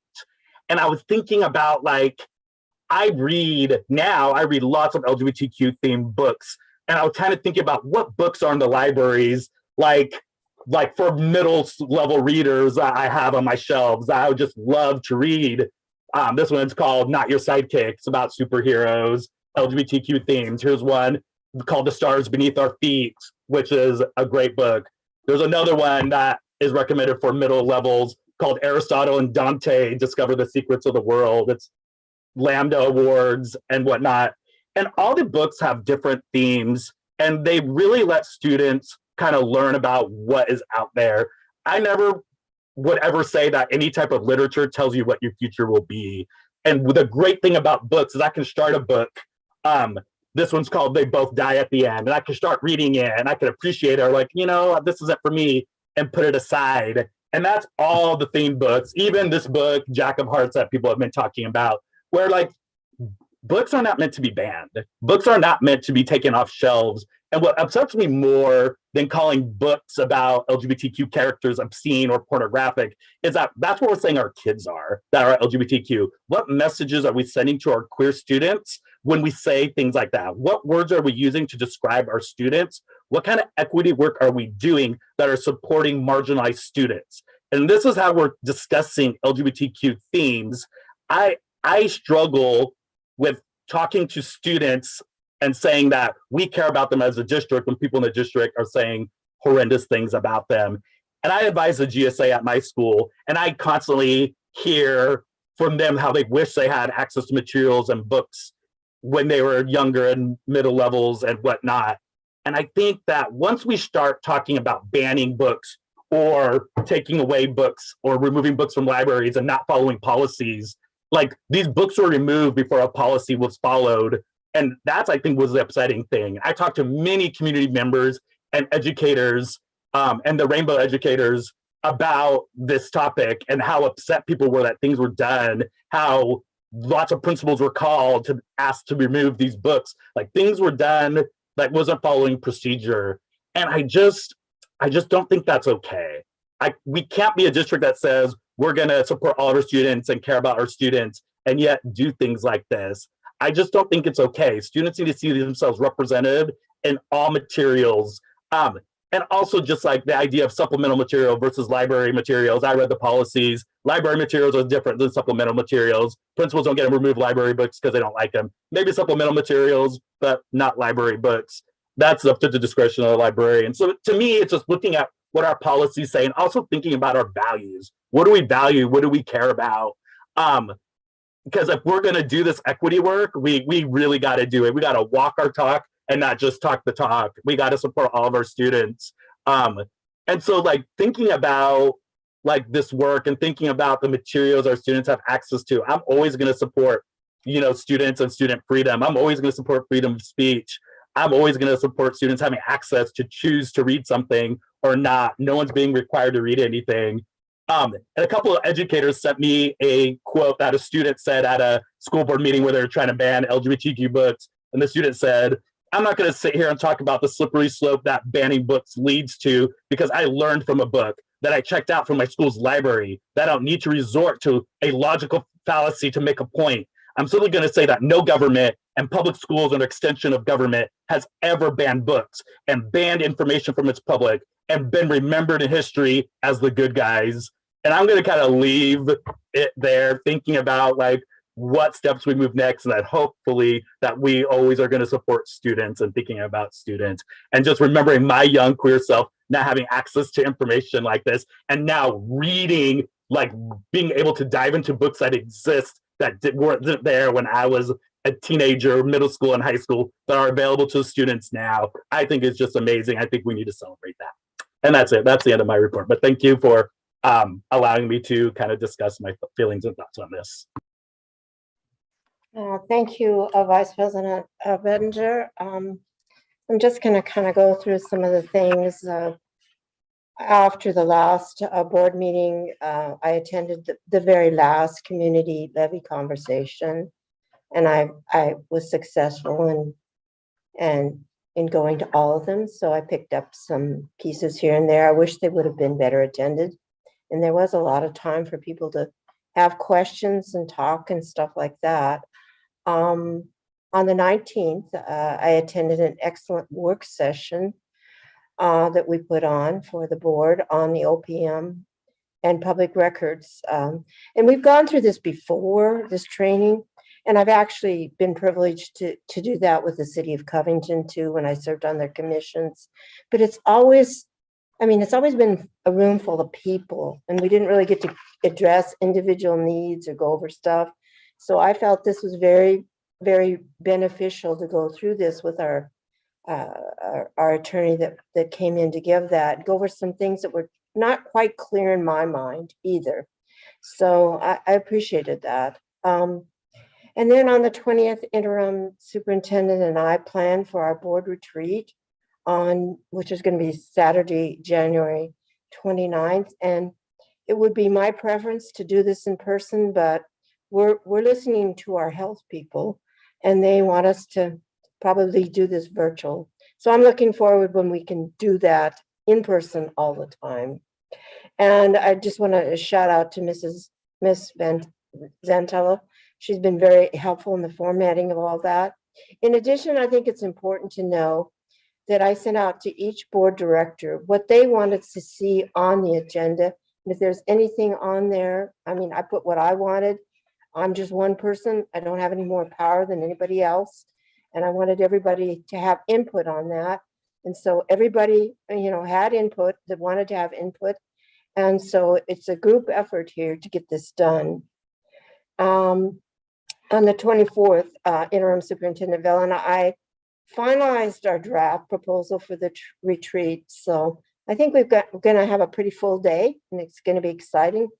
And I'm looking forward to that on the 29th, and that'll all be live streamed. So if you're interested, you can tune in, and don't have anything better to do on a Saturday afternoon, you can watch us, or you can watch it at your leisure. And I watched virtually the Martin Luther King Assembly. Wow. I mean, the first year I was on the board, it was live. And I'm telling you, that Kent Ridge gym was rocking. And I loved every moment because I love music and I love the kids. But boy, was that something. And it's virtually, it was just beautifully done the last couple of years. But it's so much better in person. But I'm glad we've continued to do that. After hearing from all the Camp Meridian kids in their civil rights club and looking over even some other people that weren't included but had the same emails, I offered to meet with the kids on Teams, and we were able to do that. And boy, we ended up having 9 students they were all from Camp Meridian. Others were invited if they wanted to and included. But those kids, I mean, I love students, and I goes back many, many, many, many years, but I remember being that student and being that advocate. And that's how I got interested in a lot of things that I participate in today. It started way back in high school. And so I could see myself years ago and how it started, but they were so polished and professional. And I mean, they had really taken some thought and time, as Vice President Mano said, in putting together their proposal. It wasn't just, we want this, we want that. No, they had done research, they had it laid out, and I was very, very impressed. And I promised them that I would bring up every point that they really wanted to bring up again. And I know this is kind of repetitive, and I also told each one of them if they wanted to address and give public testimony, that was available, or if they did not. But of course, they brought up the N95 mask, that they really think that's what they need and should have. And in their mind, they've been promised that and they're not getting it. And let's see, they brought up one of the things that I was kind of interested, they would really like to have a nurse in Camp Meridian all day long, because they said it's really, really needed.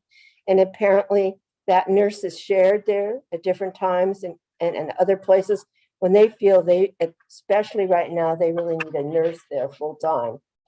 And of course, they were, going over the testing and had the slow results, and some students weren't even getting a test because they weren't admitting they had even been around COVID, or the tracing hadn't been done fast enough. So they felt that they could be right next to a student that actually had COVID with no protection, and nobody knew it. And another thing they mentioned, which I'm very, very well aware of, Camp Meridian's over 2,000 students, and I've been in that building a lot, worked with the kids there, gone to the multicultural assemblies and everything. It's a great school. But I mean, if you've ever gone down the halls or been in their lunchroom, it's next to impossible to have any kind of distancing. So that was something that was a big thing. And they wanted to go to remote for a little while, or maybe a mix of hybrid. We talked a lot about the ins and outs on that too, and how it had worked for some and some it hadn't worked. And another point they brought forth too, which is pretty a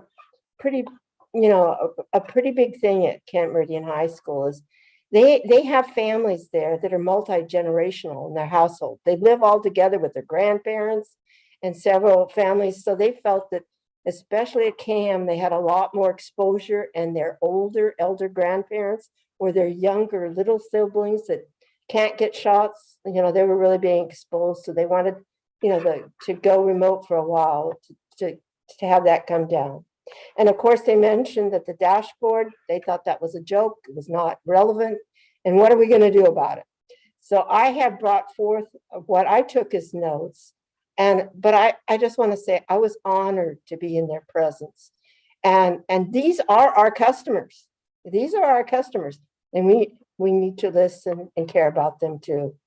So that was a highlight of the last couple of weeks. I also answered 70 emails, averaging 10 a day from the last board meeting. And so that becomes an interesting process, and most of them were not form letters. I want to thank the staff because the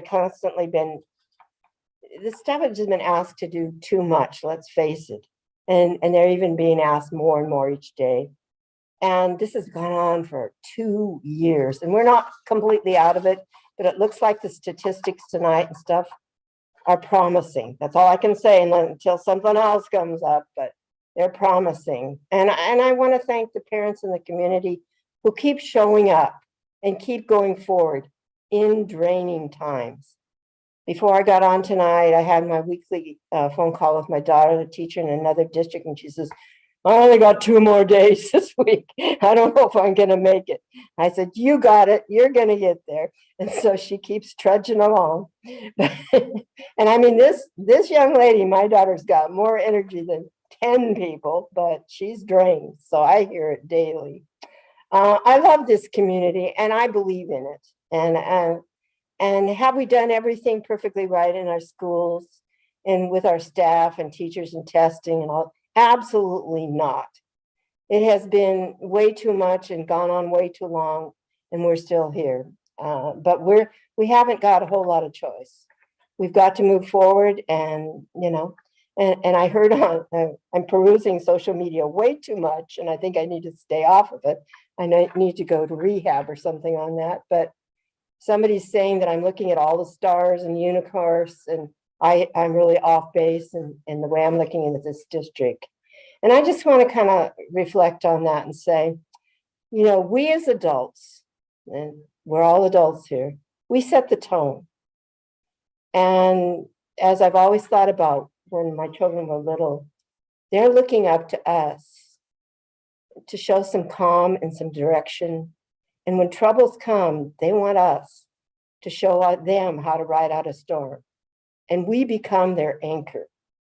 And, it's not easy, but it's necessary for us. I don't think everything is unicorn and stars and everything, but it's important for us to stay the course and keep doing the policy work, the protocol work, the programming until we can, keep reaching for that perfection. We all think we have a great plan. But plans can change. They can fall apart and they have to be changed. And so I just want you to think on this a little bit, that it's not what we do when all the plans are perfect. It's when we hit that storm, that hurricane, that tidal wave, that we can make a difference. And if I look like everything is perfectly calm and wonderful, that's not it. I'm just trying to be a center for our children to focus on and feel that they're under our wing and we're going to take care of them. And so another thing I just want to close with that, in this country, we have the right to vote. And please, whatever you do, however you vote, exercise that right, because people have died for that right, for us, you and I, to have that privilege. And I want to thank all of you for hanging in there tonight with us. And that concludes my report. And now we're going to go on. We're going to adjourn at 9:26, our regular meeting, and we're going to go into a virtual exempt session. So take care all. Be well, be safe, be happy.